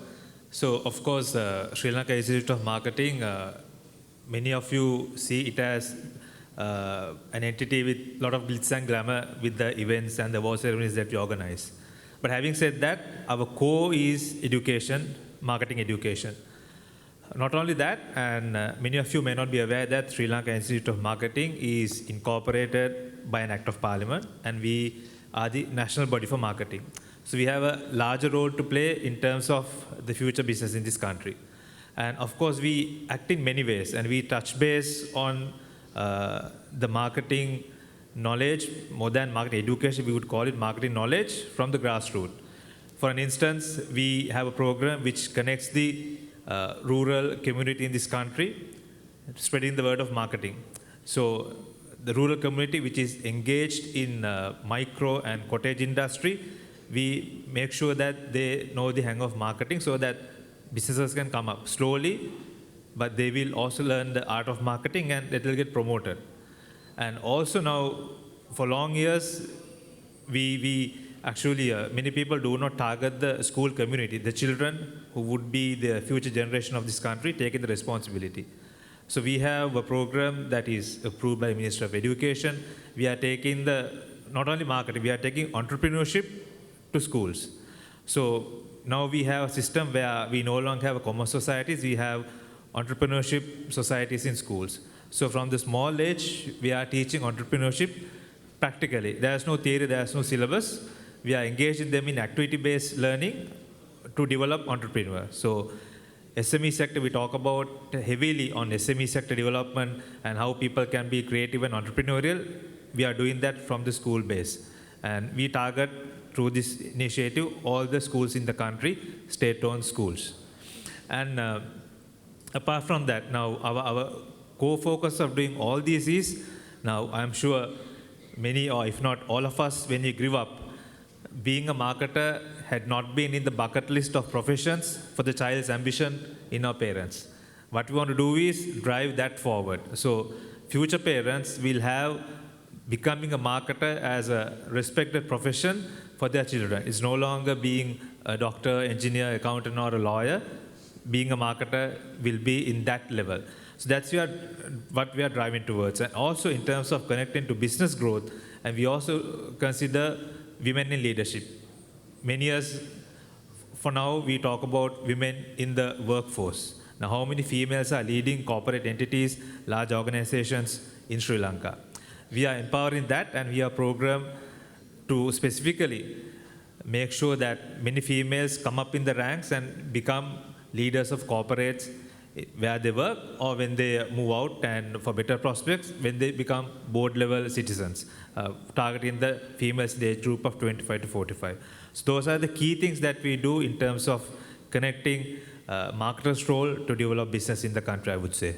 Thank you, Dr. Dilhan. It's very pleased to hear that taking the reshaped approach from the SLIM in terms of connecting and reaching to the periphery and connecting the periphery into the center. With that, Mr. Ken, since you are the representative, the president of the nation's leading HR, it's not moving from marketing to people, but you are in the talent management landscape, the spotlight. I think it's time for you to open. Yes. The good news is, I can see many CEOs are here. They have not decided to, migrate or whatever. They are all here, so that's a positive news.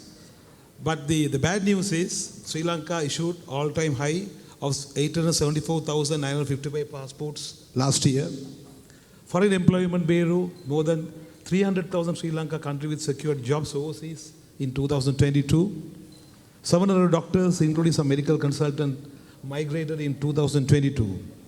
Out of 560 engineers attached to one of the leading telecom companies, 61 has left. So that's the bad news. So as you all know, like Sri Lanka Institute of Marketing, CIPM Sri Lanka as well, incorporated by the Parliament, Act of Parliament, so we have a huge role to play. Also, as you know, during COVID-19, the contribution by the HR professionals, how they brought the business back into shape by looking out at the well-being of the employees and starting looking into their well-being. So the business recovered. The huge contribution of the people professional. So at CIPM, we have a huge role to play to train our HR professionals to see there is a huge talent demand. So how do we cope up with the talent demand? So we will have to, we are trying to educate our HR professionals in going back into, starting the internship programs, getting school leavers, trying to get more management training program to fill the skill gap in the long term. Also, in the short term, there are retired professionals. We could bring them back into, because there are, since the life expectancy is more in Sri Lanka, you see there are many professionals who can still contribute. So we are encouraging our members to recruit. All our members are, leading HR professional or CHRO is in many organizations. We encourage them to recruit more retired people to come back and contribute. That's a short-term strategy. The long-term strategy is to, go back on talent development, reskilling, upskilling, and also to every company, whether there is a crisis or not. I think many speakers spoke about, be ready to face anything in in the volatility. So they have to go back again to look at the talent management, more succession planning. So we are, encouraging our members to do that. Also at CIPM, we have the people management arm, solutions arm. So any company can, come to us. We will support them with the strategies to, look into the talent demand and how do we cope up with the talent demand. Thank you. Thank you, Mr. Kane. I think interesting as well as commendable in terms of getting this identified role of people management and the talent management by and large. So we started with the investment, even though the representations from the diverse professional bodies here, from a National Chamber of Commerce point of view, Dr. Lakmal, so you're also representing a wonderful area of this renewable energy. Your time to open it up. Good evening, everyone. I was listening to most of the speakers who presented their case, but energy has been part of most of their, speeches. For example, the chairperson from Unilever said the hardships that she was going through when she came to this country because of the energy shortage, power cuts. And then Mr. Premaratna from Brandix, he mentioned about moving into renewable energy. And Kotaro-san particularly mentioned about the doing good, conducive business in the renewable energy space, which we need kind of transparency in doing projects and some kind of a proper mechanism to be brought in.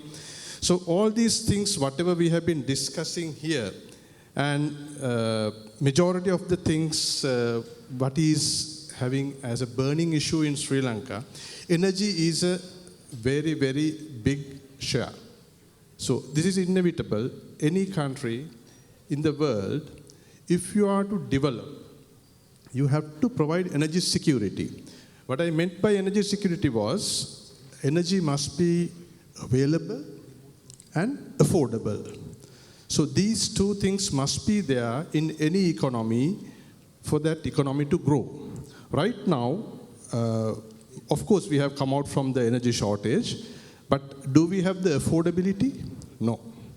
So I think it is the responsibility of the government. I'm telling this because we have a very responsible officer here. The central bank governor is here.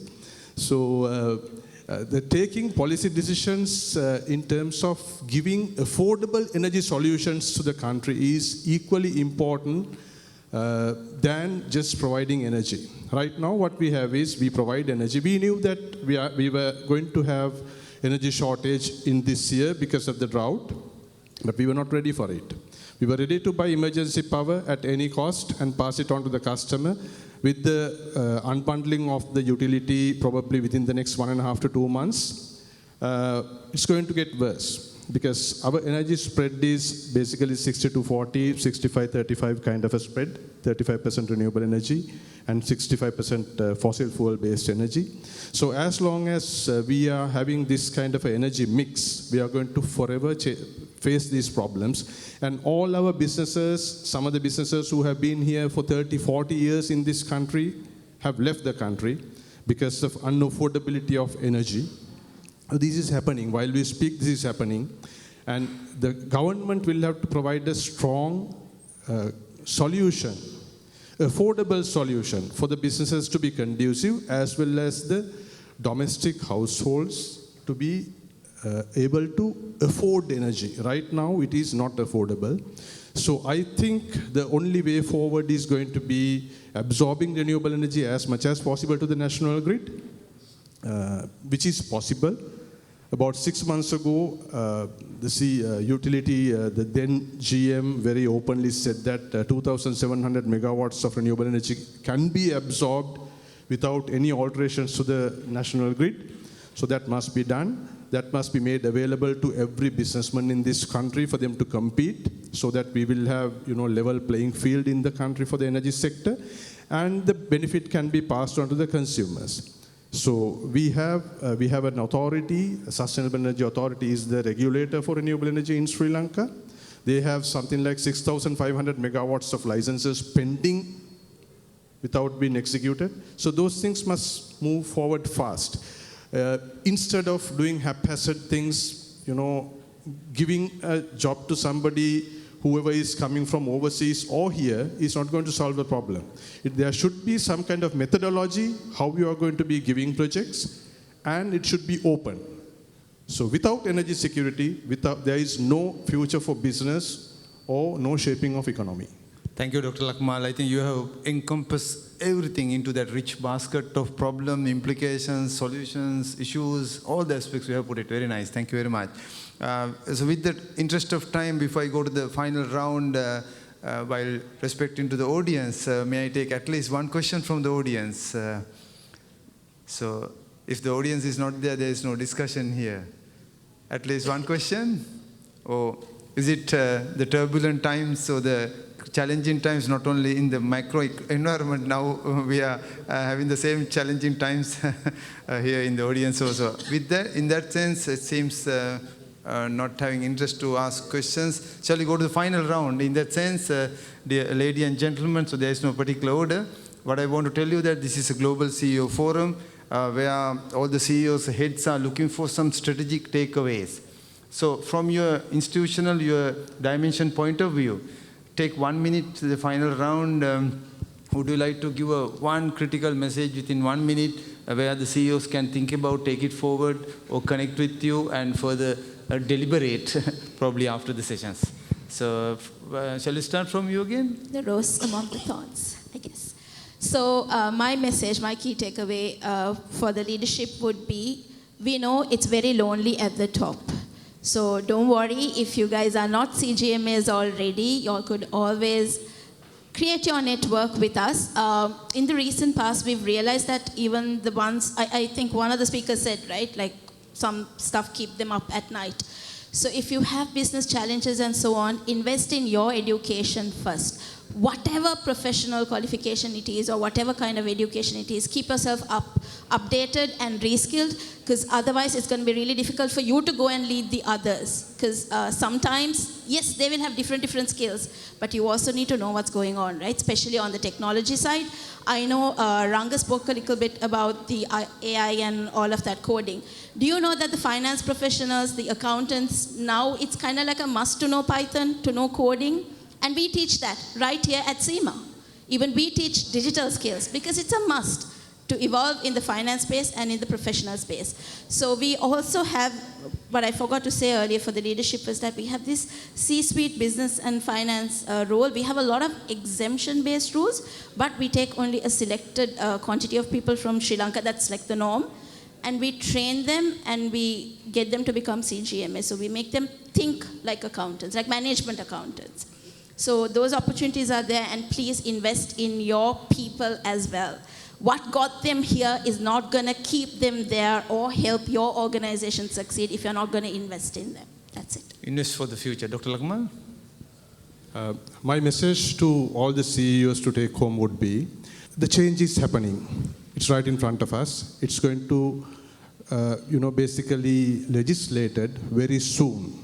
I'm talking about the utility unbundling, so that is on the way. And with that, you will be able to cater to the demands of your suppliers, because I do understand, if I speak to 10 companies who are into exports, they get pressure from their buyers to move into a carbon neutral environment. And we do have signed for Paris Convention 2019 that we are supposed to go 70% renewables by 2030, for which we need 9 gigawatts of solar and wind together. So all these things are happening. So energy wheeling is going to come into the play, come into the market.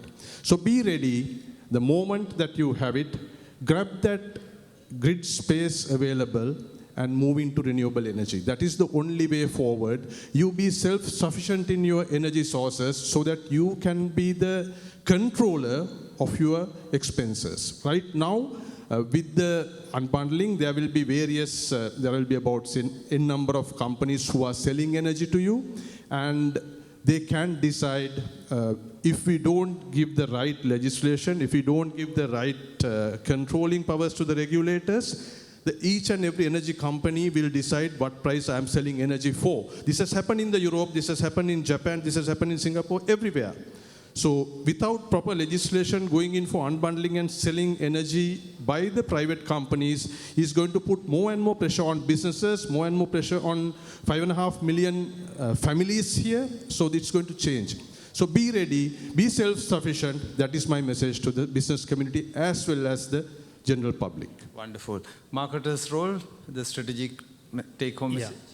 Yeah, how we would look at it is that we connect with many of the corporates in different perspectives. Like if you're in the digital space, we have recognition for digital space companies who are in that spectrum through our award ceremonies. And if all of you are brands, so brands, we have a setup where all of you may have seen the brand excellence. So we work with brands, we encourage brands to come forward because applying it is not only about winning an award. The purpose of all these our ceremonies is actually itself is a case study where it will improve your brand strength and the future of your brand.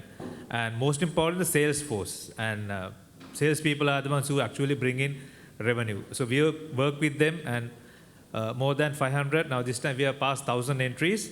People want to engage and improve themselves. So this is another way that we would like to work with all of you. These all opportunities are available. And SME sector, we recently concluded the SMEDA Awards, SME Development Awards. So we are very much keen on the SME sector and working very closely on that. So these award ceremonies that we have are not only for recognition, it's purely a development and the growth for the company that you represent and for your team, the staff that are under you.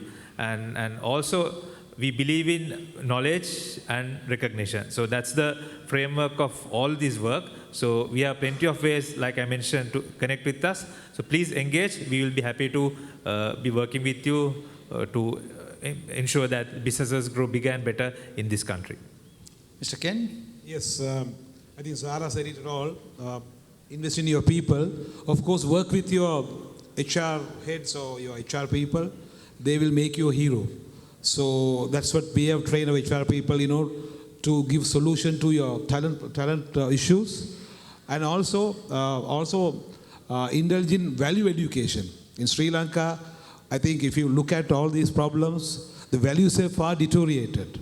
The crisis came because the values deteriorated. I don't want to go into detail, but every company, I think when you go into every company, there are core values. So I think CEOs should drive those values and make everybody, working class, better citizens of this country. So invest in your people, develop your people to, do your business successfully. Thank you. Wonderful. Mr. Jehan? So my message is don't waste the crisis. We have the opportunity to reset and rebuild a new sustainable Sri Lanka. We must grab this opportunity. We must not allow complacency. I think a lot of people quickly forget what it was last year. We must not miss this opportunity, whether it is investing in renewables, whether it is educating a future-ready workforce, whether it is restructuring our SOEs. We must continue what we have started and not to allow this crisis to go to waste. The other aspect of a CEO mindset is positivity. CEOs are able to see opportunities in the most difficult of times and remain positive when all around there is turbulence. So in this crisis, there are opportunities that we must grab. Some of the great innovations like Uber, Airbnb came in a time of crisis when people saw, I don't mind sharing my car and earning something. And there was an opportunity. So there are great opportunities for us, for CEOs, for companies, and for the country that we must not miss. Wonderful. With that, let's come to Mr. Revan. The final thoughts? Yeah, my final thoughts are, all you people, the business CEOs, executives are looking for an environment that enables you to do business easily. And that is what is ingrained in the Colombo Port City Economic Commission Act. An objective is to make a business enabling environment with the support of institutions like the Department or bodies like the Department of Immigration, the Central Bank of Sri Lanka. Over the last year, or starting from Q1, we came in with a visa framework which gives visas for foreign workers up to 10 years, a never seen before structure in Sri Lanka.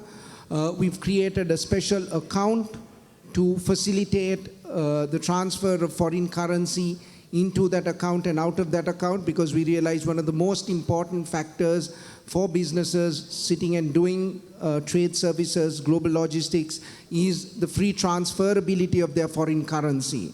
So we've created that as 2 steps, or 1 and 2 steps.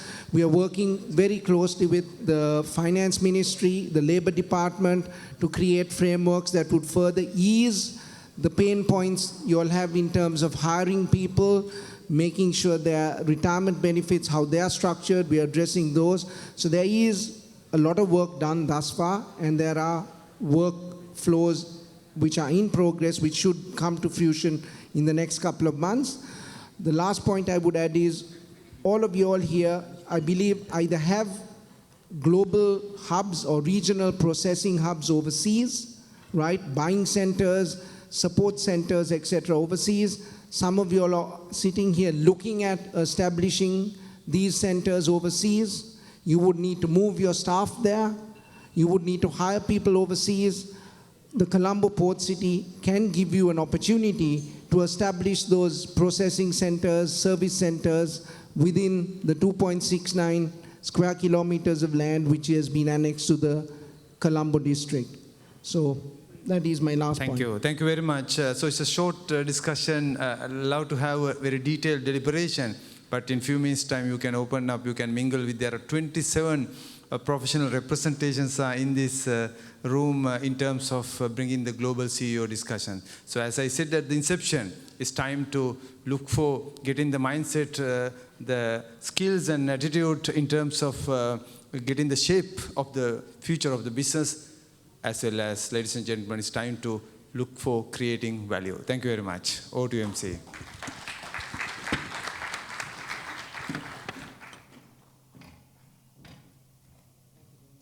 Thank you very much, the moderator and the panelists, for that very educative and productive panel discussion. Everybody, put your hands together and give them another round of applause. Finally, we have one more presentation before we come to an end, and that's looking at the way forward. And for that, I would like to invite a personality who has a rare combination of being a chartered manager, chartered HR professional, and a chartered electrical engineer. He is acclaimed as a conference speaker, corporate trainer, a strategy consultant, author, and an academic. He's the first homegrown senior professor in management of the Postgraduate Institute of Management, University of Sri Jayawardenepura, Sri Lanka, and was a director chairman of the board of management of it. He became the first Sri Lankan to lead both the Chartered Management Institute Sri Lanka chapter and Chartered Institute of Personnel Management. He is an adjunct professor at Price College of Business, University of Oklahoma, and he was the editor of the pioneering Sri Lankan Journal of Management. Being a Commonwealth Abdissa Doctoral Fellow, Fulbright Postdoctoral Fellow, and a Commonwealth Postdoctoral Fellow, he's also an independent director of several boards. Ladies and gentlemen, he likes to identify himself as one who transitioned from being an engineer of electrical to an engineer of hearts and minds. It's my pleasure in inviting Professor Ajanta Dharmasiri. Good evening. I didn't hear anything. Good evening. At least thank you for proving that you are still biologically awake and alert. So it gives me immense pleasure to be with you, and I know I'm standing in between you and the cocktails, and it's not easy to sit for 4+ hours in listening to 20+ speakers and panelists. So that proves the resilience that Sri Lankans inherit. We have the resilience for revival, and that would result in a resounding success. And that's what the leaders are supposed to do. So I'm very privileged to be in front of the Honorable Governor, who played a key role in taking the right policies at Central Bank in facilitating the private sector growth and the prosperity. And I'm sure CEOs have to take it forward. I had been in many conferences, many consortiums, and we were talking, and that's it. And we have a nice cocktail and say hi, bye, and go. I think today we should do something differently. I firmly believe it should not end up having NATO, no action talk only. We should take it forward in terms of actioning some of the key points, salient points, because I believe CEOs should expand themselves as chief energy officers, demonstrating energy and passion in action.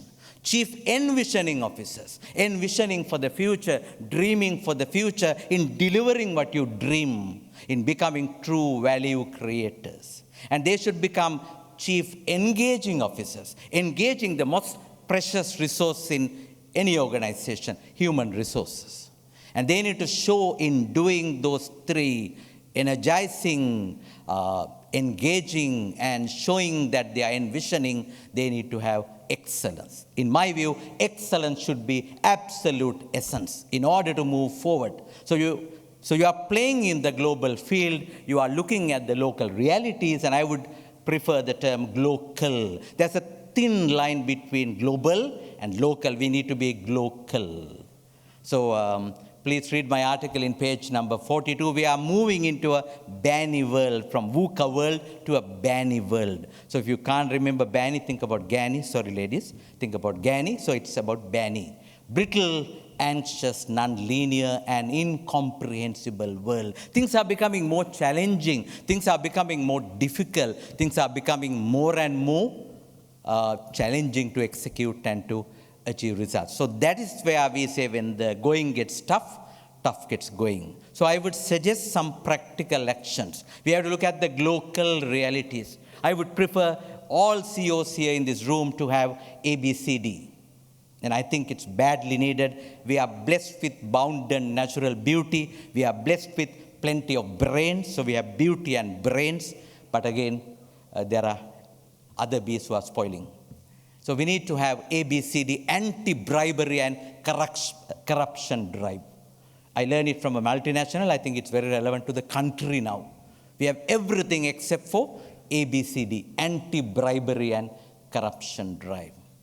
We can call them incentives, facilitation fees, this and that. And this has ruined the country for the past 75 years since we regained the independence. So this is a time to show your real leadership in action by inspiring by the words that you utter, influencing by the deeds that you do, and initiating with others the seeds that you sow.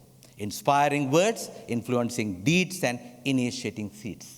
So that's what we need. So it is not an ending, it's a beginning of a new journey, a new journey of enriching ourselves, engaging and excelling in ensuring that we execute the expected actions in order to have excellence as essence.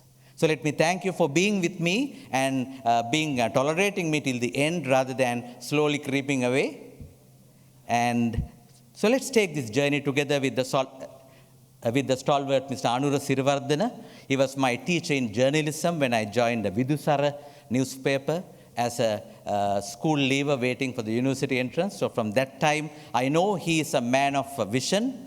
So when he embarks on something, he would ensure that he deliver the results. So this is just the starting point of CEO enriching journey, CEO networking journey, and CEOs together ensuring that the country would prosper and we would reach to the globe.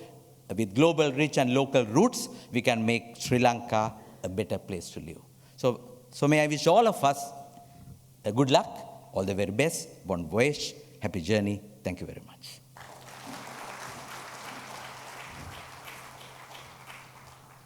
Thank you very much, Professor. As always, an excellent speaker and short, sweet, but very, very effective. Thank you, Professor. And just before we close this inaugural Global CEO Forum, organized by this dynamic personality, everybody put your hands together for Mr. Anura Sirivardana. I had, like I said before, amazing times as a news anchor when he was the chairman. Okay, so now we're moving on to a draw. It's a 25,000 rupee voucher from one of our sponsors, Finnaise, and I would like to invite the CEO of Finnaise, Mr. Danushka, updated that 50,000 rupee worth voucher. I would like to invite Mr. Danushka Fernando, the CEO of Finnaise, also Mr. Anura Sirivardana and Dr. Numaya to join us, please, on stage.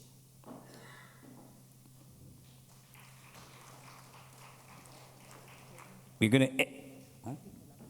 Yes. So Danushka Fernando, maybe you pick the lucky winner and we'll have the lady to give away the prize.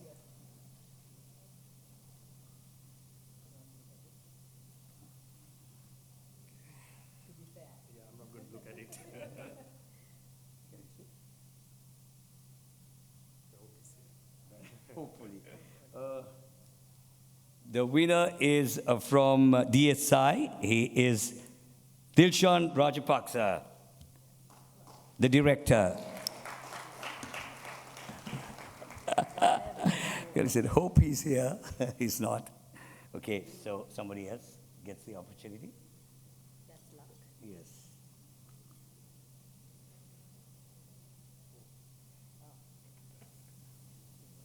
He has to be here. I think he spoke about it, didn't he? Yeah. The winner is Dilanga Karunaratna. Dilanga, are you here? He left. So somebody is going to get this. Try your luck, Danishka, in picking a lucky winner. Yes.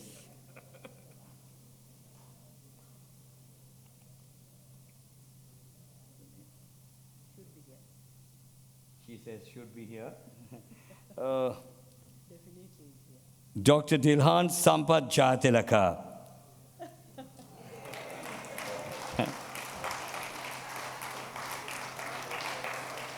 Has to be because just we heard him a while ago. So you got luck here at the forum.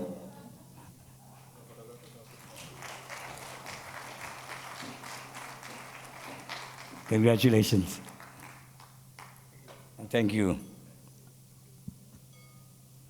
Thank you very much.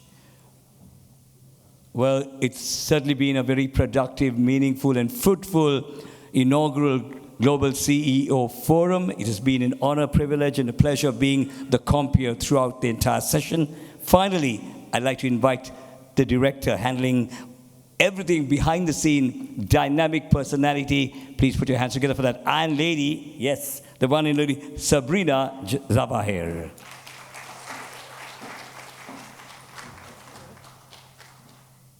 Certainly would not make it long. My sincere thank you goes out to the chief guest, as well as the guest of honor, and all the distinguished invitees today to make our Global CEO Forum, putting it into the pinnacle. So I will not make it long. I sincerely thank all of you being present here, being patient with us, and being here since our forum is backed by 27 established professional bodies. What more can we say, isn't it? So a massive round of applause to our chairman, Mr. Anurathiwardana, for making this possible. And of course, nothing is impossible. It is possible. We proved it with a very brief team and with a brief period of time. We did wonders. Of course, I cannot mention names because that would take a longer period of time. So due to that, a big hats off to our marketing consultant, to our PR agency, Good PR. Thank you so much for making this event a massive success, and I will be failing in my duty if I do not thank our dear sponsors for making this event a landmark event. Thank you so much. Wishing you a pleasant good night, but prior to that, please do enjoy the cocktails which has been served outside, and to our compere, Mr. Faisal Bonso, for keeping the forum ignited. Thank you very much. Good night.